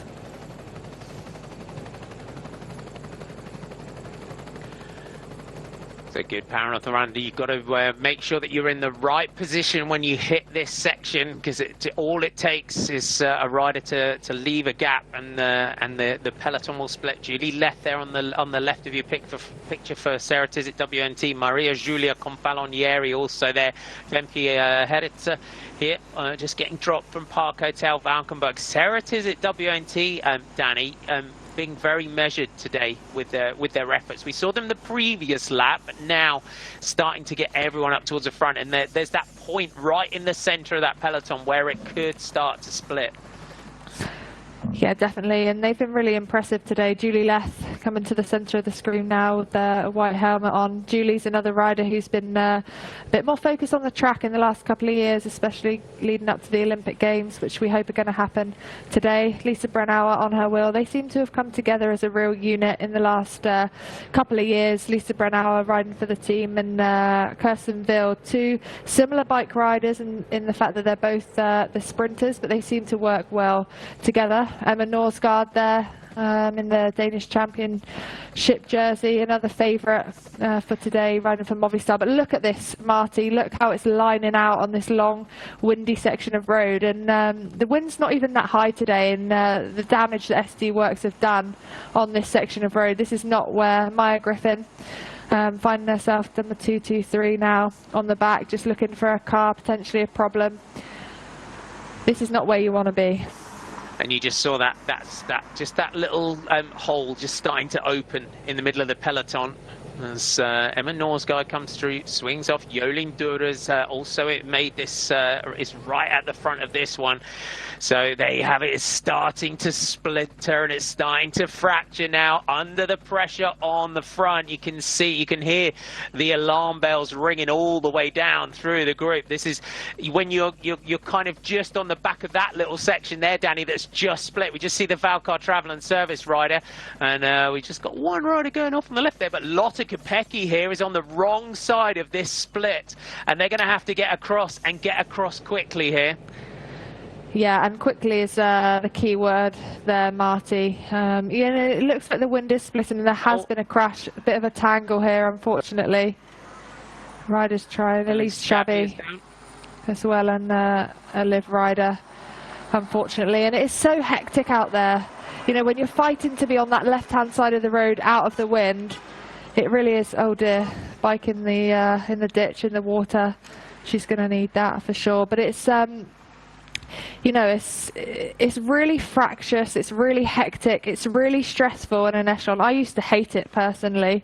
You know, some riders really relish off it. The riders like Jolien Dora, I stayed with Jolien in her family home, and she absolutely loves it, relishes off it, and rubs her hands together. My brother-in-law, Luke Rowe, loves an echelon. I hated it. It was too stressful for me, but these riders obviously love it. You can see Julie Leth now on the front of this small group.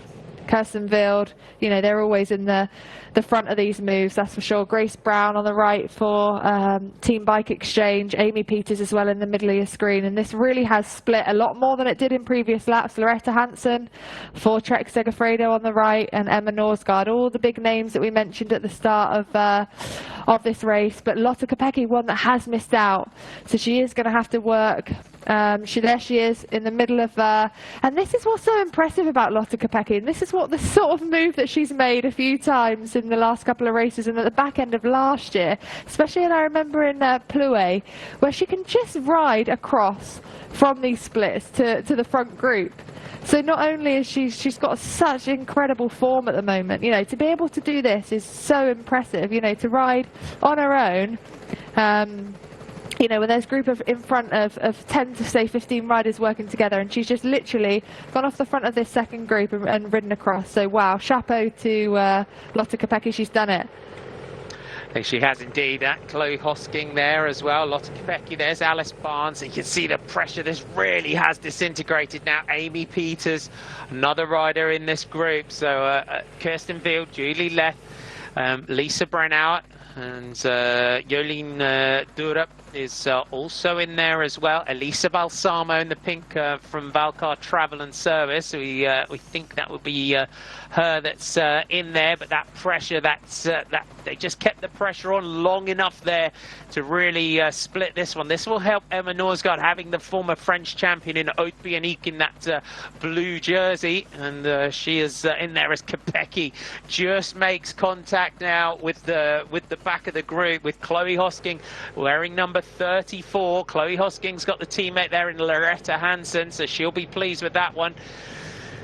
So Julie Leth, there's Jolien Dura on the outside there. Here comes Elisa Balsamo. Great rider, and this, I would say, out of this group, the way she's going at the moment, Elisa Balsamo is the danger rider in this group for all of these riders. She's a former World Junior champion, isn't she? European under-23 champion, and she just seems, last year it just started at elite level, just started to click. It did. She's recently won GP Ottingen as well. So yeah, she's definitely got the form for today. But I think, you know, every rider that I've written down on my list potentially The only one that's missed out that I haven't seen is Lorena Wiebes in this group. They're all here. Grace Brown from Team Bike Exchange, Alice Barnes on the front there for Canyon SRAM, Chloe Hoskin, Kirsten Wild, Lotte Kopecky. They are all there. So, you know, you can see the pressure's off behind. Christine Margerouche just at the front of this group. So potentially this group could come to the finish line. Ale, maybe that's the team again that has missed out. Bastianelli, probably the leader of this team. Whether it's going to come back or not, I'm not so sure at the moment. They've got all the hitters there, but potentially not the teams for the lead out. So we could see it come back together if the group at the front doesn't work together for the next 30 kilometres. Is it two-star heavy, the front group, sometimes? The limited teammates in that group? Is it too many hitters in that front group to all work cohesively? Absolutely, and that's just what I was getting at there. You've got all the hitters, but you haven't got their lead outs, so potentially there's not the motivation to work because they all want to sprint.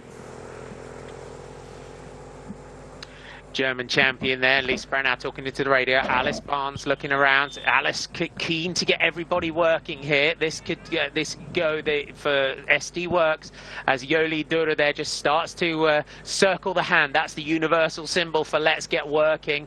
And for Sarah Tizet, they've got Brennau and Field in this one. For Bike Exchange, they've got Grace Brown.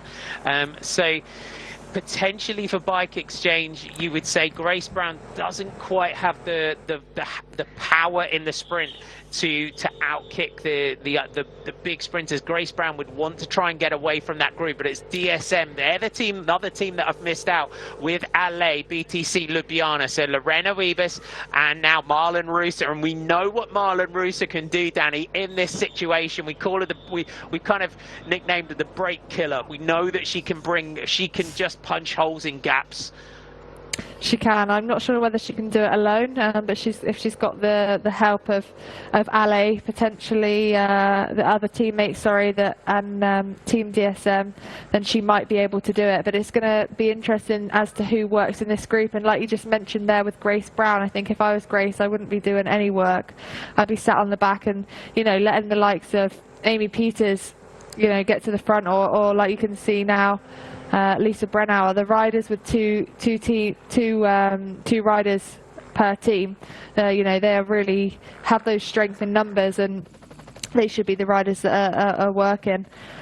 So I think, yeah, like you said, it'll be interesting because this is such a, you know, a leader-heavy group here without a lot of teammates and help. Oh, crash, Sarah unfortunately. Oh, another crash behind.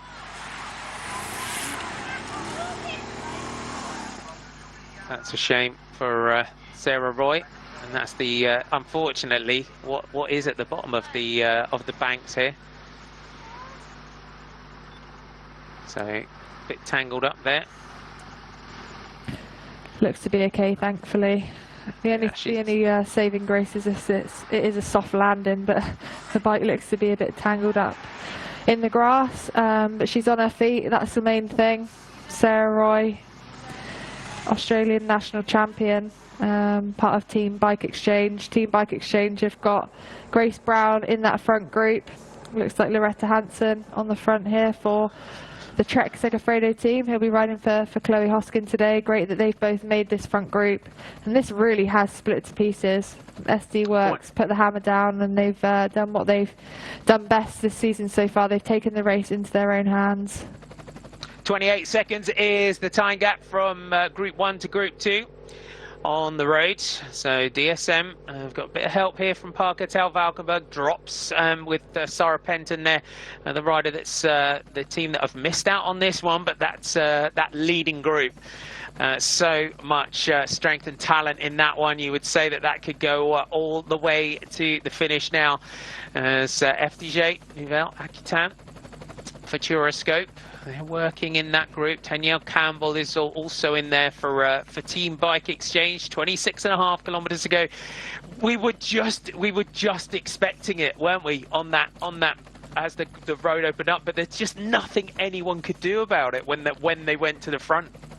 No, and it is really, it's so much easier said than done to say, well, we know what SD Works are going to do at the front, so we'll just get ourselves to the front and stick there with them. But again, it's just easy to say when you're not on the bike, and actually when you're on the bike, to get yourself in that right position and to be able to ride in the echelon formation at the right time is really tricky. But you can see Loretta Hansen from Trek Segafredo. She had a great ride as well in Healthy Aging Tour.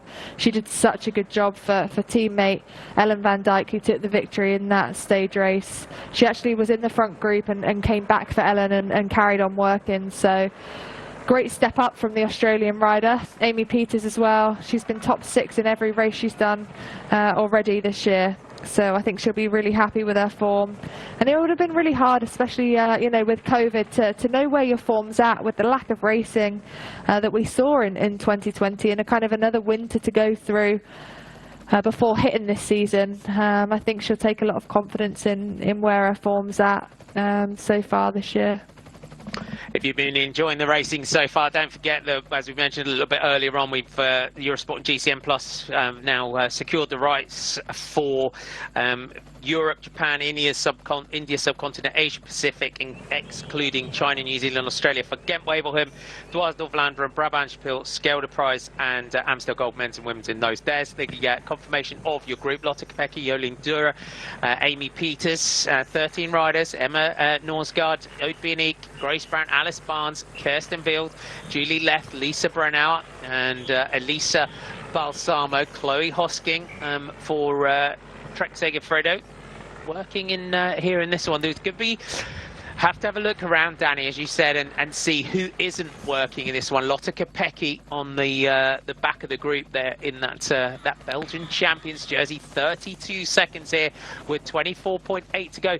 They're working really well together. They have got themselves organised and working really. It's a really fluid group. Yeah, it is, and like we mentioned earlier, it's just Lorena Wiebes and arguably Marta Bastianelli Ale that have are the two big teams that have missed this move. So I think actually we could see this staying away. Now they've got themselves together, it looks like the big teams are happy with this composition, and it's something that I probably wouldn't have predicted for today. To come to finish with such top sprinters and top names within the group.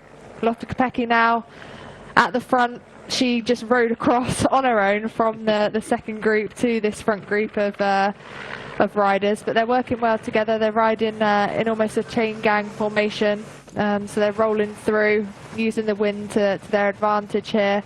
Just getting a break from the wind on the left-hand side, rolling to the back, then coming out on the right-hand side to go through to the front.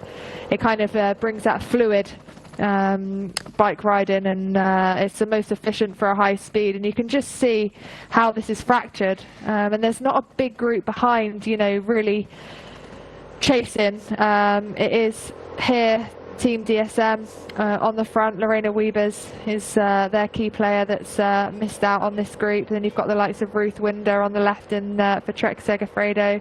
She can just sit back knowing that she's got two teammates up the front. So yeah, it's going to be an exciting last 20 kilometers. 23.3 to go. Our leading group, 41 seconds now back to group 2, 56 seconds back to group 3. Katia Ragusa in that black jersey there, in black shorts, working for Arlenis Sierra for the new Monex team, what was the Astana team last year. And for Team DSM, they've got some work to do. They're the race victory today, heading up the road. This is the Drops the Coal rider, Sarah Penton, former Swedish champion. It's all about this group though here, and Lotte Kopecky was the last ticket that got on to the train that was heading up the road in this one, and jumped across, did the live racing rider, made it into this, and Sarah Tizet, WNT, have played this one, you would say, really, I've been impressed with them today. They've got Lisa Brennauer, Julie Leth and Kirsten Field in this group.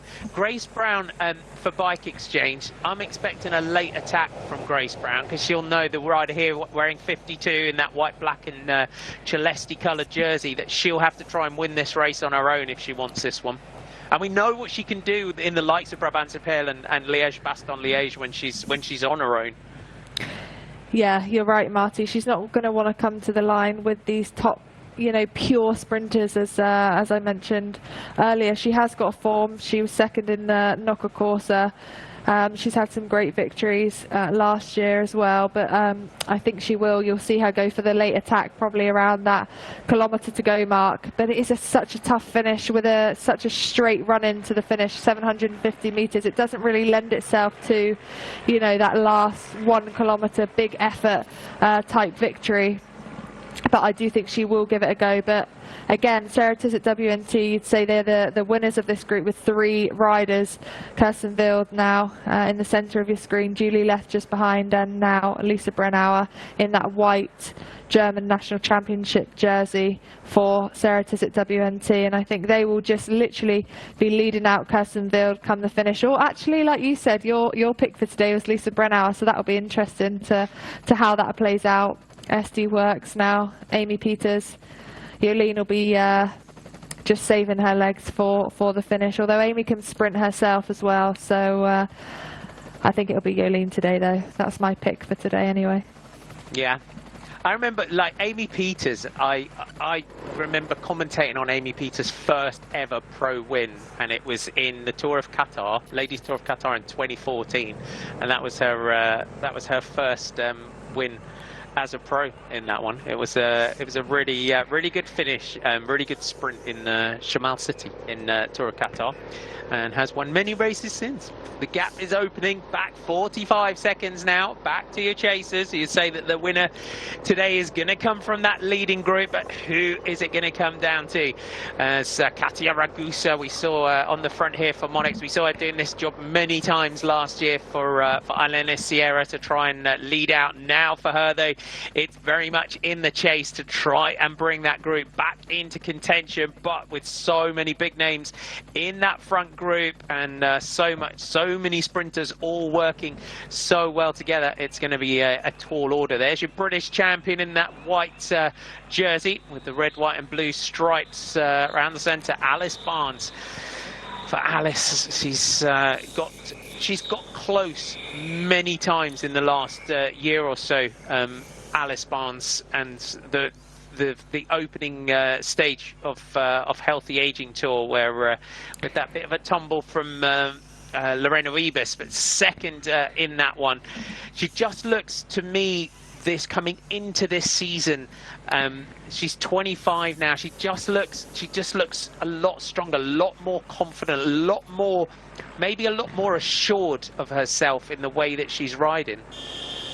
Yeah, and I think that comes with the experience year on year. You know, you learn, you find yourself within the peloton, within the team, you get more confident. She's been part of Canyon Tram racing since 2018 now, so her 4th year of racing with the team, and she knows where she stands, and she is becoming a leader in her own right, and that's why she's found herself in this group. She was looked after by teammates in the first half of this group, and they could have predicted that was what was going to happen, and she's got the legs to do it. And like you say, she's obviously got that, the sprinting power to be second in stage 1 in Assen in the first stage of the Healthy Aging Tour. She's had a lot of podiums in the last couple of years in Panne Ladies Tour, in Valencia, and the Tour of Norway, but she's just lacking that one big win. I think it's coming. It could be today, but she's going to have to sprint against the best top world-class sprinters that have found themselves in this group. As they go through this town, there's your chasers. So Weavis, Pfeiffer, Georgie, Brooks Ryder, Francesca Koss, Suzanne Anderson, Gina Korovat, Christine Majeras, Ruth Winder, Stina Borgli, Tatiana Guderzo, Marlon Ruser is in here as well. So 20 chasers making up this. Maria Julia Confalinieri, Katia Ragusa, Elizabeth Salander, Elena Sierra, all in there for the their Monex team. Amber Van der Holst, the sprinters in here. Natalie Van Gogh, Emily Moberg, Sarah Penton, and Mylena de Zutter is also in there. So 20 riders in here. So it's this team, though, the likes of LABTC, Ljubljana, that really did miss the move. As we said, we knew that it was coming. It's easier said than done sometimes to be in that move, even though that you're expecting it. And for DSM, it was all in for Lorena Wiebes today. Here's your aerial shot, though, 41 seconds. And in this position, Danny, you see Emma Norsgaard coming through towards the front. And we are seeing Chloe Hosking come through, Emma Norsgaard come through for Movistar. We are seeing Kirsten Field work. We're seeing the odd move.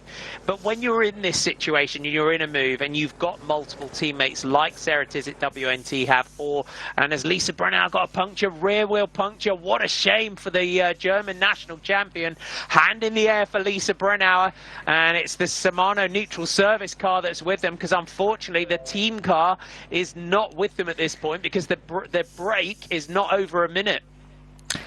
That is really unlucky for the German rider, Lisa Brennauer. She's going to have to take from neutral service, and you know, it can be a slower process, unfortunately. They haven't got the exact equipment that the team would have, so she's going to have to take whatever they've got in the back of this car. With only 39 seconds now to the front group, like you mentioned, Marty, the gap has to be over 1 minute for the team cars to be able to come to the front.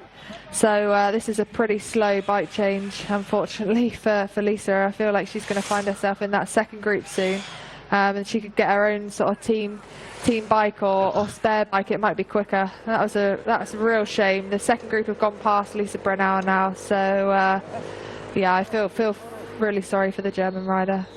That's why we saw with the through axles when they came in. That's why we saw the mechanics with their power tools, wasn't it? The powers, you know, creating their power tools and systems to be able to undo and do up those through axles really quickly. Because with the disc brakes, with the through axles, the change is slower. But that was a really slow change. That's a shame for Sarah Tizet WNT. Now 12 riders at the head of the race.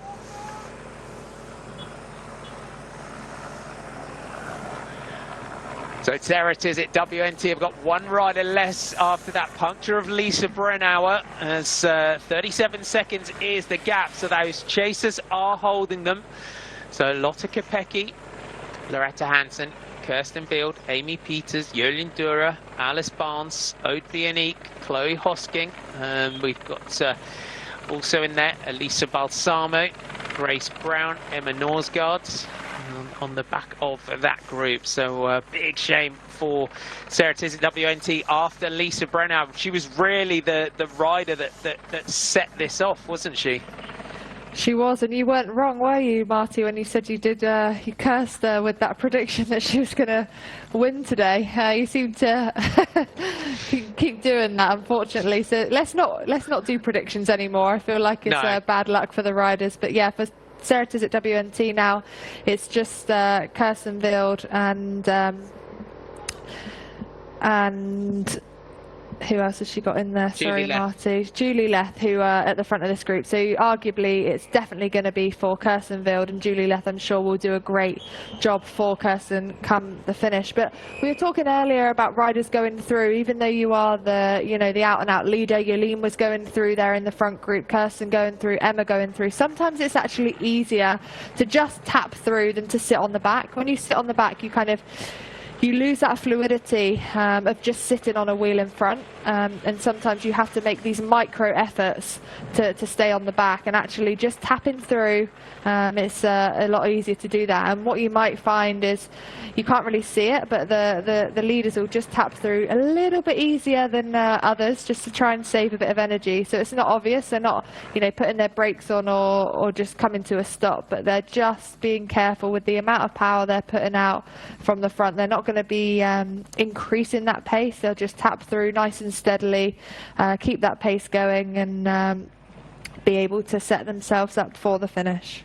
I feel awful now. I'm never predicting everything ever again. I'm literally never predicting anything ever again. I feel really, really bad now. 15.6, 31 seconds to those chasers. 1:12 with 15.6 kilometers to go. The chasers. You've got to say they're doing a good effort. If they let up at all in this front group, they could.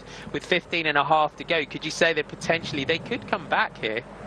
Yeah, and you can just see them come around the corner actually in the back of the screen there. And I think what could happen is, because you have got so many big hitters or contenders in this front group, the closer we get to the finish, the more we're going to see the riders looking around and looking at each other, and that'll give that second group a chance to keep working and coming back into contention with this group. The gap is coming down. We just saw it just dip under that 30-second mark there for a second. 29 seconds now.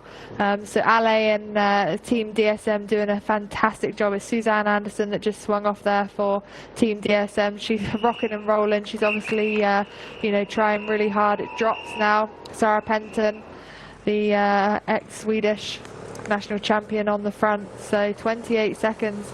The group is whittling down. Amy Peters just getting out the saddle here. Obviously she is motivated to keep this group away with Jolene as their team leader. Julie Leth, Surtees at WNT, working for Kirsten Wild. But this gap is coming down, Marty. We can see the second group just coming around that right-hand corner now onto this wider road. Or indeed, Nen, you can see they just fan out into the echelon across the road, and Julie left Kirsten Wild. Kirsten Wild is constantly looking around out of this group. There's Jolene going through, and Lotte Kopecky. There's Kirsten Wild. Good to see Kirsten on back on good road form today. Just rolling through now. You can almost just try and sense the thoughts of the riders of this. Emma Norsgaard, the Danish champion, looking for that first big World Tour victory. There's the shots. There's they'll start to, I'm sure, pull the neutral service car out of the gap now. There's your chasing group. As we said, DSM and LABTC Ljubljana have been doing a phenomenal job in the chase. There's Marlon Rusa, and this is it. Just shows you just got to keep the faith, keep the confidence that you can come back into this race, bring yourself back in there. And Suzanne Anderson here is just absolutely turning herself inside out to try and bring this back for Lorena Wiebes, as is Pfeiffer Georgie. So Team DSM, as they just hearing the shouts and the calls of the riders in that group. 24 seconds.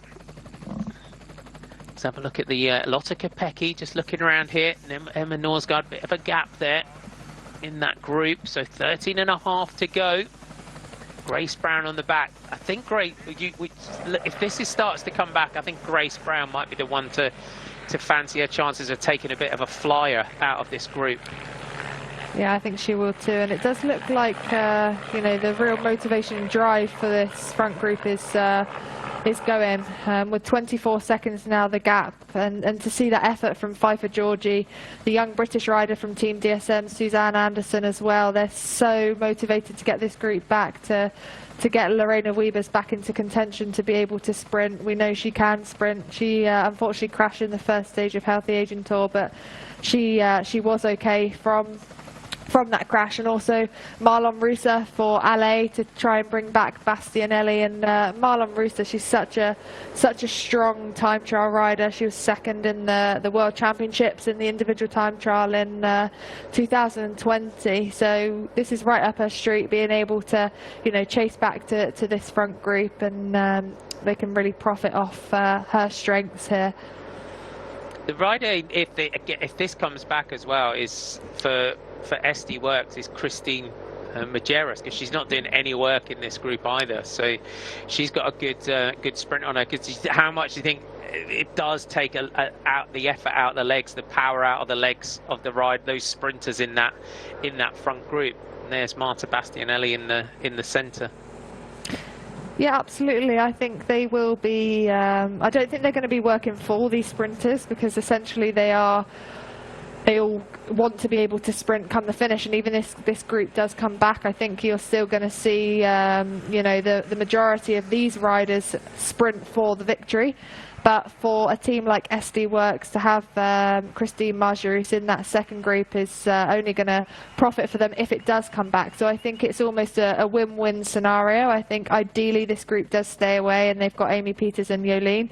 But if it does come back, they've got another fresh teammate who's just being able to sit back and say, you know, I've got 2 riders at the front, I don't need to help you chase at all. So I think, you know, for Ale and Team DSM, they're going to just be working flat out behind to try and bring this back. And for riders like Christine Marjorie, I also saw Maria Confornieri from Team Ceratisit WNT, who could be a fantastic, you know, attribute and strength to that team for Kirsten Wild. So again, I don't think it's all doom and gloom for a lot of the riders in that front group if the second group does come back, and it is more of a win-win scenario. They're not bringing 100 riders back to this front group, it's just another group of around 20 riders.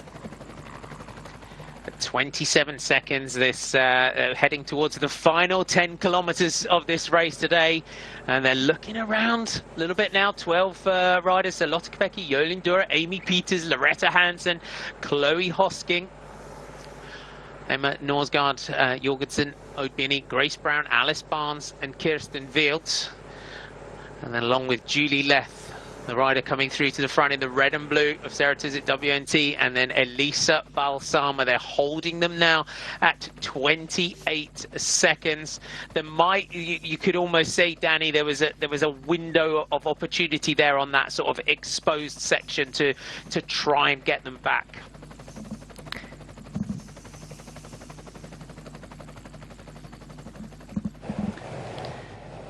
Our leading group, Lotte Kopecky on the back. We go heading in towards 10 kilometers to go now in this race. Lotte Kopecky just having a bit of a stretch now on the back after being in this group. Windy day for the riders here, and we come towards the closing stages of the Oxyclean Classic of Brugge de Panne. 158.8 kilometers today. The 2 laps of this 45.1 kilometer finishing circuit. We head up towards Oosterkerke now and turn left towards Koksijde and then into the finish in De Panne. Can that chasing group find their way back into the race? Grace Brown has a dig here for Team Bike Exchange. As we said momentarily ago, that Grace Brown would be the rider that would want to try and win, or would need to try and win this race alone. If you think back to last year with Brabantse Pijl and Liège-Bastogne-Liège, we know what this rider can do when she gets away on her own. And this now, Danny, is Grace Brown's race-winning effort. You called it, Marty. For Grace Brown, she has to make a move like this. If she wants the chance of winning this race, she probably won't be able to outsprint the likes of Kirsten Wild, Jolien Dora. So this is a fantastic move from Grace Brown, and she is holding that gap. It was Amy Peters that tried to jump straight onto Grace Brown. Lotte Kopecky didn't seem like she wanted to chase. She was on Grace Brown's wheel, so that was that really helped Grace Brown. Amy Peters looking back now as if to say, come on, you're going to have to help me. Loretta Hansen from Trek Segafredo, who is Chloe Hoskins' wingwoman in this front group. Chloe will be going for the win today, but what a move from Grace Brown. It looks like Loretta Hansen now has decided to attack from the back. She wants to try and get across solo. She doesn't want to bring this group back to Grace Brown. She wants to try and get across individually, but unfortunately that hasn't worked out for Loretta Hansen. You've got to say, from a timing perspective for Grace Brown there, just as she came in towards the town, jumping through the corners, then just using the corners to her advantage, taking the advantage here of the shelter from the houses, the buildings, the trees, everything around her. She would have looked on the previous lap, and we know what a time trial this rider can do, and the gap is growing because, Danny, we know in this group the likes of Emma Norsgaard, Kirsten Wild, Elisa Balsama, Chloe Hosking, Alice Barnes, they're all thinking, I've got to save something for the sprint here. So it's going to be Julie Leth and Loretta Hansen and perhaps Oud-Bioniek that have got to try and bring back Grace Brown here. But look at this move now from the Aussie, from Team Bike Exchange. This is what we know Grace Brown can do. she's profiting off the motorbike here as she comes up close to the bike with 8.3 kilometers to go. But like you said, Marty, and like we mentioned before, you know, there are such hitters in that group behind that there's actually only a couple of riders that are going to be able to, you know, take on this chase. And I think for Grace Brown, she's got that form, and look at the gap that she's got already. This is a really big opportunity for Grace Brown. We saw her do this in Brabantse Pijl last year, where she won solo by around a minute. And I think that's in her sights today. She's done exactly what she needs to in this group. She's taken the opportunity and she's taken it in her own hands. She didn't want to bring these sprinters to the line. She's strong, she can time trial. She waited, she bided her time to a spot that she thought was best. She's got this rolling terrain now, up and down and twisty corners where she can be out of sight. So chapeau to Grace Brown. This is a fantastic move. She's just got to put her head down now. It really is all or nothing for Grace Brown for Team Bike Exchange. But brave and great move from the Australian.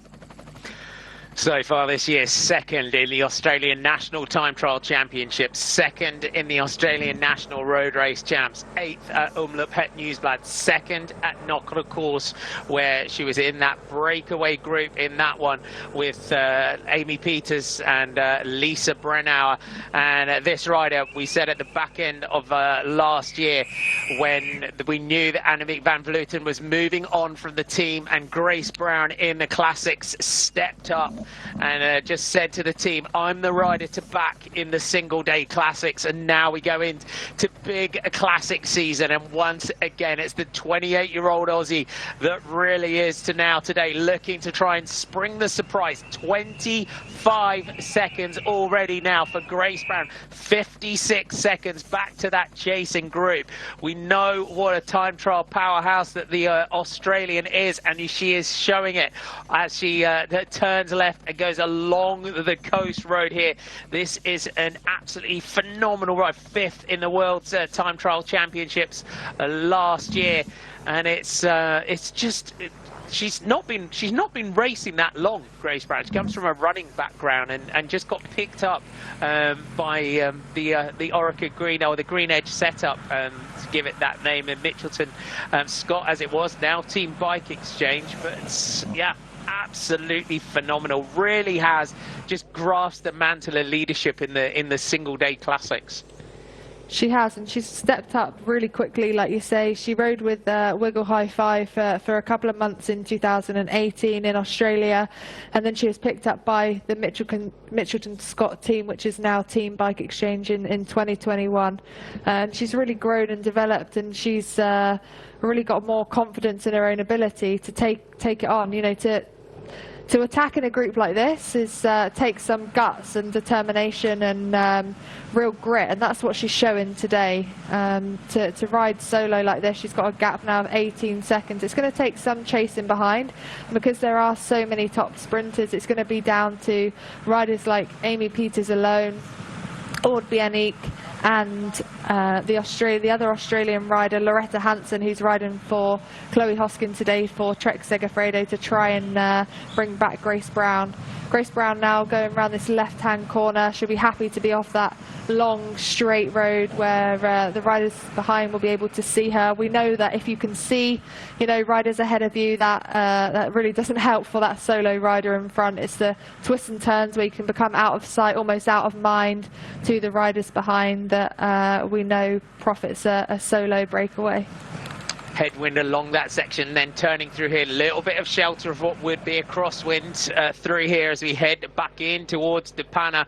This is your chasers: Kopecky, Dura, Peters, Hansen, Hosking. You've got 11 riders left in this group. The sprinters, you've got Emma Norsgaard, Ode Bieniek, Alice Barnes, Kirsten Field, Julie Leth, and Elisa Balsamo. That is the makeup of this group. Lisa Brennauer, unfortunately, rear wheel puncture for her, but Grace Brown looking to take this Oxyclean Classic of Brugge de Panne in emphatic fashion with a solo win, when we were just thinking that everything it would be about the big sprinters in that group, the big name sprinters in this chasing group behind.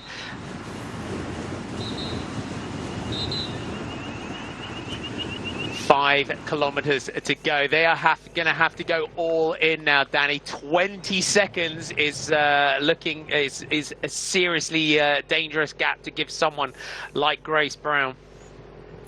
Yeah, it is, and you can see it's only 4 riders now that are chasing this group: Aude Bionic, Amy Peters, Loretta Hansen and Julie Leth, and you could see Elisa Balsamo just letting them in.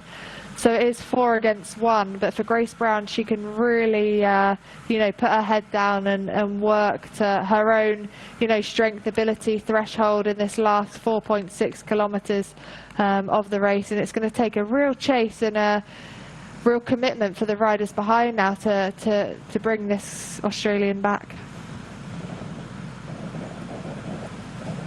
Solo at the head of the race, and we talked when we were here for Brabant-Pijl, and I think Liège-Bastogne-Liège was a seriously impressive ride, and then to go on and win solo at Brabant-Pijl last year. And for Team Bike Exchange, they had a win earlier on in the year in the Aussie Nationals, but for that team, it's something to go completely against what everyone is expecting. To win solo on a flat race such as this, it just shows what the wind can do on a race like this. It shows you don't need big climbs on a race if you can profit from the wind.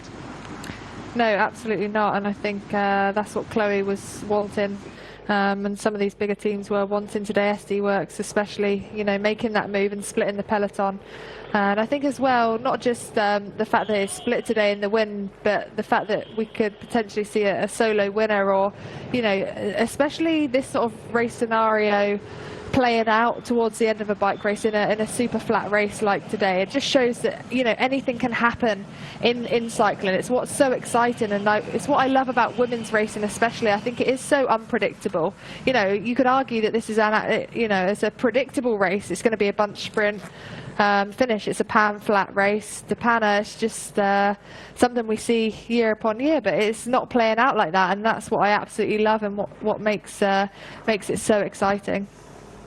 15 to 21 kilometer/hour southwesterly winds, and you can see Grace Brown is fighting into the teeth of the wind here, really gritting her teeth as she heads in towards the final kilometers of this one. She's holding 18 seconds over the chasers, 1 minute and 4 back to the group behind.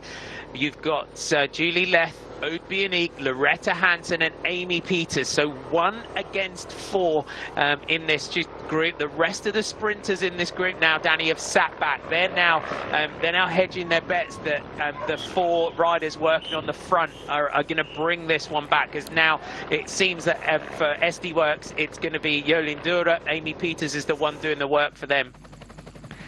Yeah, exactly. They're just going to be getting themselves ready, getting on the wheel that they want to be on come the finish line, to really set that up in the last few hundred meters. And it's, like you say, 4 against 1 to this rider.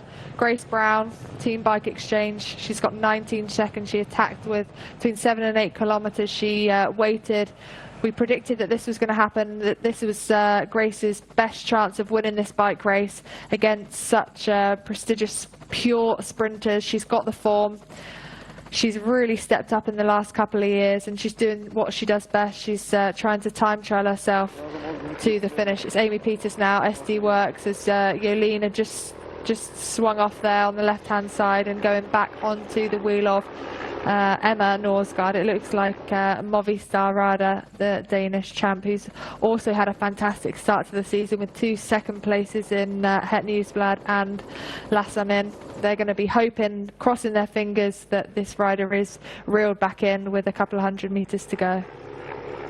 Just having a look down the group as well. It's always good at that point as well, isn't it? Just to have a look, just see how everybody's feeling as well. You can get a good gauge on just how they are. But 16 seconds, the front camera here just foreshortens the gap very slightly. You can see the road just rising just a little bit up through this section. There isn't much elevation throughout the course today, but Grace Brown looking to try and pull off the surprise of the day. This is what we expected from from the Aussie, and going into the final 2 kilometers. Can she deliver the first World Tour victory of the season for Team Bike Exchange? You can see the group sprinters: Jolien Dora, Chloe Hosking, Emma Norsgaard, Kirsten Field and Lotte Kopecky, with Alice Barnes just in front of them, all just looking at each other, waiting, hoping that their teammates in this group can do the job to bring back Grace Brown before the end. But she is not far away now, 700 meters away from the Flamme Rouge, Danny, and then the confidence that she can hang on to the finish will start to grow even more. I think this is going to come down to the wire, Marty. She is hovering around that 16-second mark. It did come down to 13 seconds. It's 15 now. The group behind are frantically chasing. It is 4 against 1, with Ulbjanic, Amy Peters, Loretta Hansen and Julie left chasing for their sprinters. Chloe Hoskin now on the back of this group, number 34. Jolien Dora just in front on Emma Norsgaard's wheel, and Emma is on Kirsten Wild's wheel. So these pure sprinters are going to really, you know, hope that their teammates are going to reel Grace Brown in. But we are coming up to that 1 kilometre to go, Panne, that Flamme Rouge. She is inside the last 1 kilometre. You can see the barriers now separating her and the lack of fans that we've got at the moment. I think she's going to do it, Marty. Former Oceania time trial champion Grace Brown is using that time trial form to absolute perfection today. 1 kilometre to go for the chasing group. The sprint will start from this group. The work done by Loretta Hansen. It's game over for her now, as this group, are they just going to be sprinting it out here for second place? Grace Brown looks like she's going to pull off a big surprise here, stealing this one right under the noses of the big name sprinters in that group. She swings left now through this section. She will see the finish line ahead of her now. She will start to believe in this one, as the chase is now led through by Amy Peters. Just round now that corner, they'll be able to see the lone leader ahead of her, Grace Brown, inside 500 meters to go, inside 450 to go. Grace Brown from Team Bike Exchange takes one look over the shoulder. The sprint will start. The charge will come from behind, but Grace Brown, 200 meters to go now for Brown. The sprint will start momentarily from that group behind, but it's going to be another phenomenal victory from the Australian Grace Brown from Team Bike Exchange. Shock of the day, a well-deserved victory. Takes the Oxyclean Classic of Brugge to Panne. What a phenomenal performance. The sprint behind, it's going to be between Jolien Dora and Emma Norsgaard. It looks like Emma Norsgaard takes it from Jolien Dora, but Danny, what can you say about that? Grace Brown, I think she deserves to pull a mic out of her pocket and drop it. That is a mic drop victory, I would say, from Grace Brown. What a performance. Absolutely phenomenal performance there by Grace Brown. She waited, she picked her moment perfectly. About 7.5 kilometres to go. Around a corner, she launched her attack. No riders decided to try and go with Grace Brown, or they couldn't actually hold Grace's wheel. She time trialed herself to the finish. She didn't look back much. She took a last glance behind with about 600 meters to go as she went around that last just says hello to her family there back in Australia. But wow, great performance by Grace there. I think what you said there as well, it's important, and anyone watching, and we'll take the sprint for the minor placings, but she didn't look back at all. It was just focus on the road ahead and keep going, and only look around really. And when she came into that those final few hundred meters, now the sprint from that group behind, they got close, and not close enough today. Christine Majerus out of the saddle here, the Luxembourg champion, as Lorena Wiebes looks to try and take the group sprint for Team DSM, and she is going to hold on and take that one. Not to be today for Team DSM and Lorena Wiebes. What a final lap there in here in the Oxyclean Classic. That's our familiar shot here of this part of the Panne.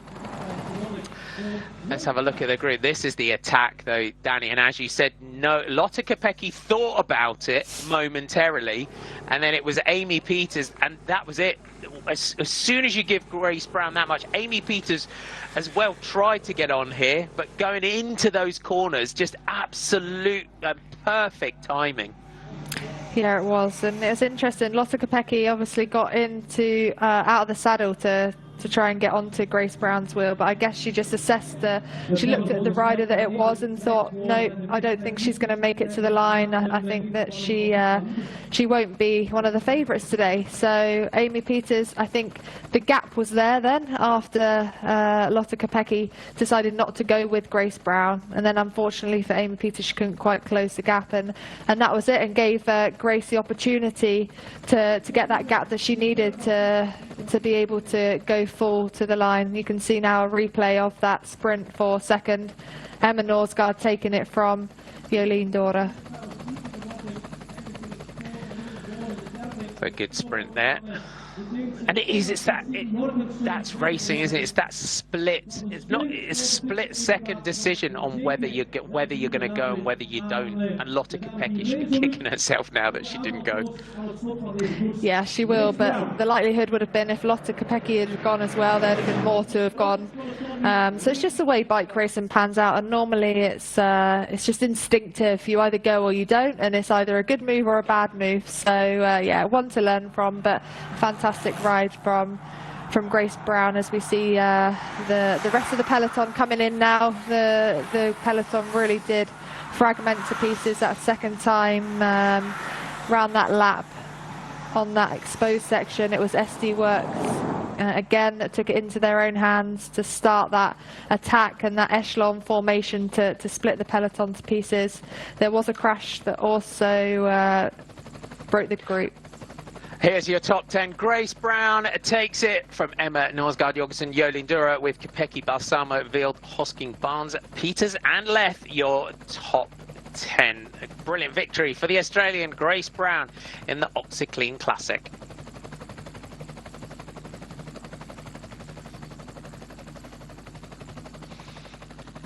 So good work. They got to take half as well to Julie Leth and Amy Peters and Aude Bionique as well. They did everything they could to try and bring it back. But then there was the calculation there, wasn't there, from Barnes and Hoskins and Wild and Balsamo and Kopecky, just thinking of that whole, the sprinters. Okay, I've got to save something. I've got to save something. And once Grace Brown was gone, she was gone.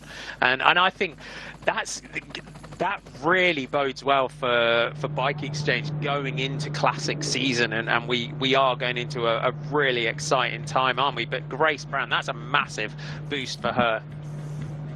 Definitely. I mentioned it earlier as well, and I think that confidence and success breeds success for the rest of the season. If you can start on a high, generally you can see their teammate coming to congratulate Grace Brown there. Great ride. Tennille Campbell as well. What a fantastic ride she had, Marty. Always at the front, Marshall in the front. She made that front split. She was there to help Grace Brown out. Unfortunately, Sarah Roy suffered a crash. I'm sure she would have been there as well, the Australian champ. And this is the rest of the bunch now coming in to finish. Next group coming in. Our Drops the Coal riders, our Brugge cleaning team that are registered in Ireland as well, and those red, white and green jerseys. As I said earlier, if you're a bit of a fan of cycling days gone by, there, it's quite a carbon copy of the 7-Eleven kit is the Brugge cleaning team kit. It's quite cool, quite like it. 6 minutes and 17 is the gap. As Grace Brown heads towards the podium. If you weren't with us earlier here, so Eurosport GCN Plus, we now have the rights for Europe, Japan, the Indian subcontinent, Asia Pacific, excluding China, New Zealand, Australia, for Ghent Wevelgem for men's and women's, Dwarsdorf Vlaanderen, men's and women's, both of those, Brabantse Pijl, which Grace Brown won last year, men's and women's, and those Skelde Prize, and Amstel Gold. We will be bringing you those as well, and then later on in the year we also have the Brussels Cycling Classic. So here's Grace Brown. Congrats on your victory. This must be an incredible feeling, I guess. Yeah, I'm in shock a little bit because, yeah, on paper this isn't really a race that suits me. It's very flat and, yeah, often, yeah, for the sprinters. So I knew that my only chance here was to do an attack, and yeah, I can't believe that I pulled it off. But yeah, it's pretty incredible. My first World Tour win as well. At which point you made the decision to go solo? Well, as soon as the group split and we had a group of like 17 after the crosswinds, I was outnumbered in other teams, and there are a lot of sprinters in the group. So I knew that at some point I would have to attack and see how it went. So yeah, I was thinking in the last couple of Ks, but then I knew that there was a small little technical section that would be a good point for me to try a little bit earlier. So I went there and it worked. So. How well did you know the Moeren? They played a crucial role today. How well did you know them, and were you really aiming for echelons? Yeah, it was part of our team plan to be there in the echelons if there was good wind, and yeah, thankfully today there was some good wind, especially there. So yeah, I knew that there would be action there, and I was up in the move, and that's when it split into a small group in the front. Were you surprised that Lotte Kopecky could return to your first echelon? No, I'm not surprised that she's there, because she's a very strong rider. So yeah, it was a strong group of girls at the front. What are your other big goals this season? Yeah, all the next races. We've got Ghent-Wevelgem on the weekend, and the Tour of Flanders the following weekend. And I'm hoping that Paris-Roubaix still goes ahead, but it's looking a little unlikely at the moment, which is sad. Good luck, thank you. Thanks. There you have it. There's your winner, Grace Brown. I think if she, would you say, Danny, if she'd gone waited, going that bit further out just completely meant that no one wanted to go with her. If she'd left it to the last couple of K, I think they would have been more confident and of course much fresher. Yeah, and I think you just get more nervous coming to the line, and generally the chase is on much sooner. I think it was a really brave move to go that early, but it really worked out for Grace Brown, your winner for today.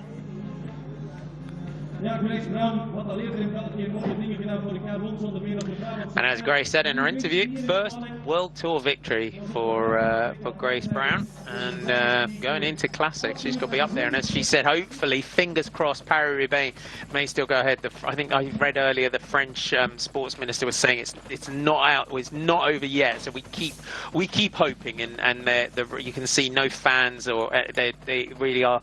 We've got to say that what a job bike racing is doing to be able to keep bringing you this entertainment, and all the fans in Belgium. They did it all the way through the cyclocross and into these races, watching it at home, enjoying it at home. So yeah, I hope you've enjoyed that today, wherever you all are. You're all well, and keep safe. We're all at home as well. We're working from home, Danny and Danny. We're all remote from each other as well, so we can't kind of. Congratulations on your second place. Here's Emma Norsgaard. It seemed quite a tough day at the office. Can you describe it for us? Yeah, actually, like at the beginning, it was not that tough. It was really quiet and nice, and then suddenly when we hit the circuit, it was just full gas. And yeah, I like these kind of races, and I think also in the end we were all tired, but it came to my yeah, it was good for me that everyone was tired. So it was an exciting race. Let's say that, even though it was completely flat. What did you think when Grace Brown went away? At first I was thinking, okay, we're gonna catch her, because still there's some really strong riders in the group, but then she just went away, and at a certain point I couldn't see her anymore, and I was like, no way. But my teammate Oti worked really hard to catch her back, but Grace, she's super strong, and yeah, congrats to her. You're ranking up the podium places this year. Is this your breakthrough year? Well, I don't know, I haven't won yet. So yeah, I would like a win, and maybe then I can see it's my breakthrough year. Yeah. How come you fell in love with the classics? Because it's your big dream to win a classic race? Yeah, it's like the type of rider I am, and suits me really well to have the short, steep climbs on cobbles, and it's just amazing races, isn't it? They are super famous, the biggest races of the year. So of course I love these races. In which parts of cycling you can still make big advantages? Yeah, I think like I'm an okay sprinter and still with the ability to TT, so I think it's a quite good mix for the classics, and I'm looking forward for showing my Danish flag a little bit more. We wish you all the luck. Thank you. Thank you so much. Oh, to be an all-right sprinter to that speed, eh, Danny? I know, exactly. No, and I think it really will be her breakthrough season. She said it wasn't yet, she didn't have a win, but I do think we are going to see a win come from Emma Norsgaard. She's really found herself in this team now. She's obviously had 3 second places now, so she'll be really, really hungry for that victory. But even so, fantastic start to the season. And it's worth pointing out as well, it's always quite interesting when you see Emma Norsgaard and her brother Matthias. He rides for the men's Movistar team, so 2 siblings in the same team. It's really good. Yeah, it's really special. We were talking about Hannah and Alice Barnes riding earlier, but yeah, it's pretty cool that her brother's riding for the men's team, and this is now Jolien Dorre. Ja, wij hoopten vooral op de overwinning vandaag, maar ja, de koers moet altijd gereden worden en Grace Brown was gewoon super sterk. Als ze alleen voorop kan blijven op een jagend groepje daarachter, dan verdient ze gewoon de overwinning. Jullie hebben vandaag met SD Works de koers enorm hard gemaakt. Was het plan om het in de Moeren te laten scheuren? Ja, in de Moeren stond echt de wind in de zij, dus dat was ideaal voor waaiers. Dus telkens als we in de Moeren kwamen was het eigenlijk echt op de kant en was het echt hard. En dan uiteindelijk, de eerste keer brak het niet echt, maar de tweede keer dan wel en toen waren we weg. Dus ja, het was wel ideaal voor ons. Kan jij ook nog even jouw sprint beschrijven tegen Emma? Ja, ik wist van ik mag niet te vroeg aangaan, maar toch, ik denk dat ik iets te vroeg ben aangegaan. Ik kon mezelf niet meer houden en ja, de topsnelheid zat er niet echt in, ook vooral omdat het een klein groepje was. Als je met een peloton zit en je hebt echt een lead-out, is het helemaal anders. Maar nu was het ja, een sprint van stervende zwanen, zal ik zeggen, en ja, ik ben wel tevreden. Je bent bezig aan jouw slotjaar. Er komen nog heel wat mooie wedstrijden aan. Wanneer zal dit jaar voor jou geslaagd zijn op de weg? Als ik dit jaar nog een World Tour overwinning kan meepakken. Te beginnen met nu zondag Gent-Wevelgem, daar ga ik wel mijn best voor doen. One question in English. Can you describe how you experienced today's tough race? Yeah, it's always a pretty hard race here. It's a long race, it's 160k. And then every time with the wind and the echelons, it's pretty hard for us. But I think it's a really nice race. And we showed again that we can race and yeah, with a good winner in the end. Okay, thank you. Good luck. Thank you. A lot of talk there as well about the Muren, that exposed section as everyone lined up for that one, and that's where they really did split that group. But what a race! I think Danny, it's great when you get a complete surprise like that. We do, as even Grace Brown herself was saying, she was surprised that she managed to stay away. But that's, you said it earlier on, and it's what we love in particular about the women's pro peloton is those sort of surprises.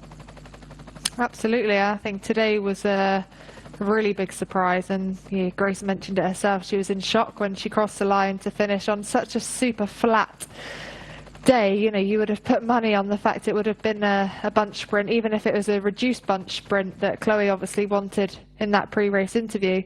But what a fantastic race it was. It split to bits on this exposed section now. Seeing a bit of a replay of the race. I think it was Amy Peters from SD Works who took it on.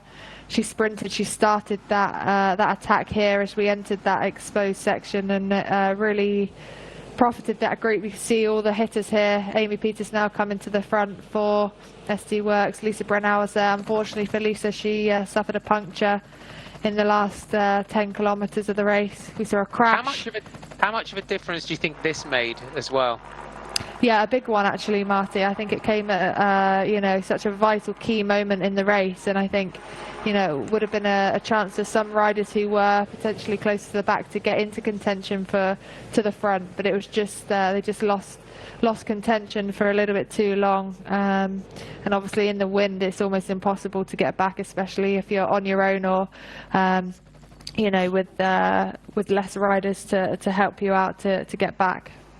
And it's just, we had the crash here from Elise Chabi, who went down with Jaskulska from Liv, but that was the point there. It just started to fracture. And this ride as well, they did ask if Grace was surprised that Lotte Kopecky got back on, but she was the last rider to make contact. It was quite a move. It was, and it just shows what sort of form Lotte Kopecky's in. And I've said it time and time again in these races that we've seen. She did it last year, the back end of last year. You saw how much she'd improved on the road, and she seems to be able to do it all. You know, cyclocross, road, and track.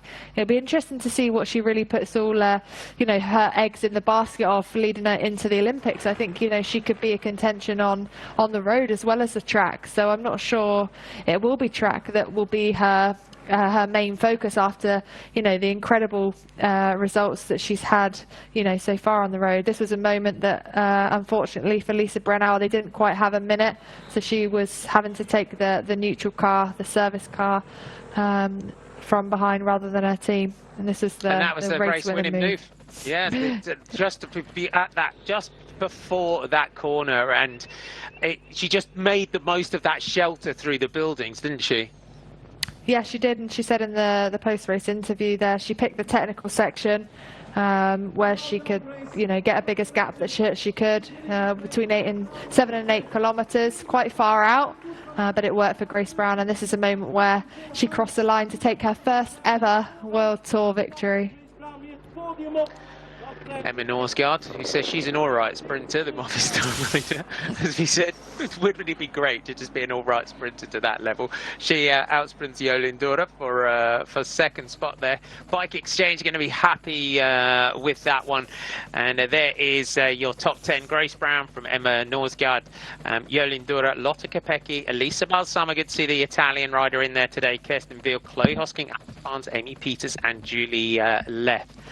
Your top 10. Let's take you through your World Tour rankings. So Lisa Longo-Borghini still at the top of that one, ahead of Marianne Vos, Cecily Uttrup-Ludwig. Grace Brown now in 5th, Emma Norsgaard in 6th there with 3:20. Elisa Balsamo, good to see Elisa Balsamo now up there in 8th, and Jolien Dora makes it into the top 10 in the World Tour standings. So going into some more classics that will suit these riders. They are making their way up through those World Tour rankings. Elisa Longo-Borghini not taking the start today.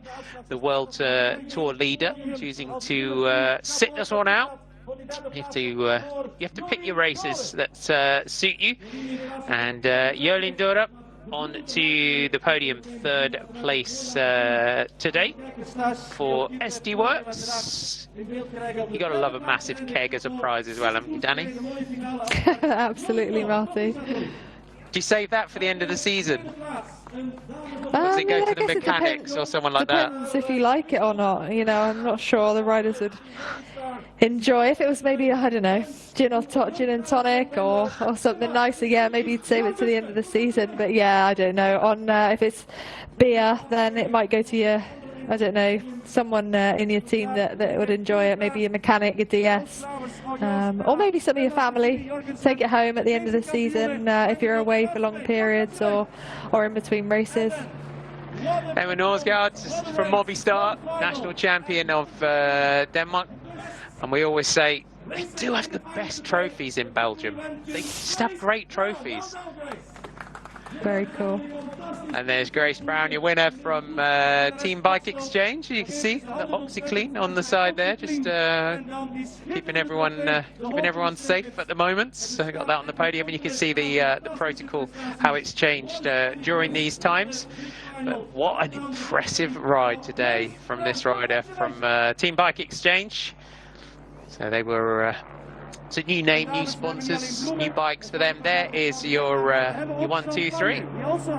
So good day. So after the team are going to be happy with that performance. I'd say surprise. Pretty you couldn't say in the way that's turned out. It was completely unexpected, but pretty impressive ride today from Team Bike Exchange. Well deserved, Danny. It was really brave attack at the right moment. She found herself in a group of sprinters that she wasn't confident she could beat come the finish. She knew she had to attack early. She went for it, picked her moment perfectly. She had the legs, and it paid off. Really, really impressive victory for Grace Brown and Team Bike Exchange. It certainly was. What a great day's racing. You will be able to join us this Sunday for Wevelgem. So we will leave you there with your 1, 2, 3 on the day as Grace Brown takes it from Emma Norsgaard and Jolien Dora. We will see you Sunday from Marty McDonald and Danny Ray. We'll see you soon. Bye for now. Congratulations once again. Thanks a lot, ladies. Dankjewel. We gaan een volgend onderdeel aansnijden van deze huldiging. We hebben onderweg een tussensprint gehad. Een tussensprint waar een fantastische Minerva-fiets tegen binnenviel. Hij staat al te fonkelen, die fiets. En die sprint werd onderweg gewonnen door een dame van het Bingo Casino, Chevalmaer Cycling Team. Naast de fiets heeft ze ook al een flesje champagne en een prachtig boeket gekregen. Maar het was om de fiets te doen. En die fiets mag ze dus mee naar huis nemen.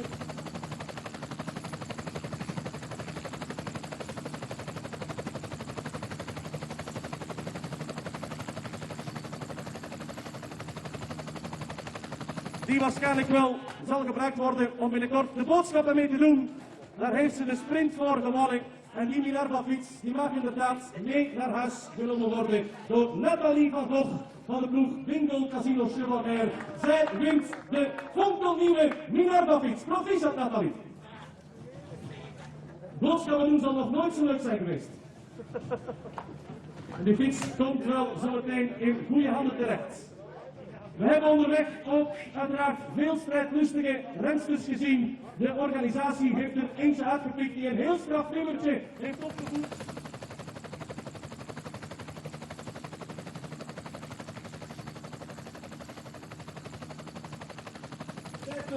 De meest strijdlustigste in volle finale is onze nationale kampioene geworden. Met een prachtig cadeau, met een mooi boeket en met een applaus en een fles champagne is Lotte Kopecky uitgeroepen tot winnares van de prijs der strijdlust. Proficiat Lotte, dat wordt bij deze ook in de verf gezet door prachtige mooie podiumfoto's van onze Belgische kampioene die vandaag opnieuw heel wat strijdlust aan de dag heeft gelegd en daarvoor wordt beloond door de organisatie. Proficiat Lotte met dat heel straf nummertje. En dan hebben we nog een laatste trofee aan te raken. U weet dat de bezieler van deze koers, Bernard van de Kerkhoven.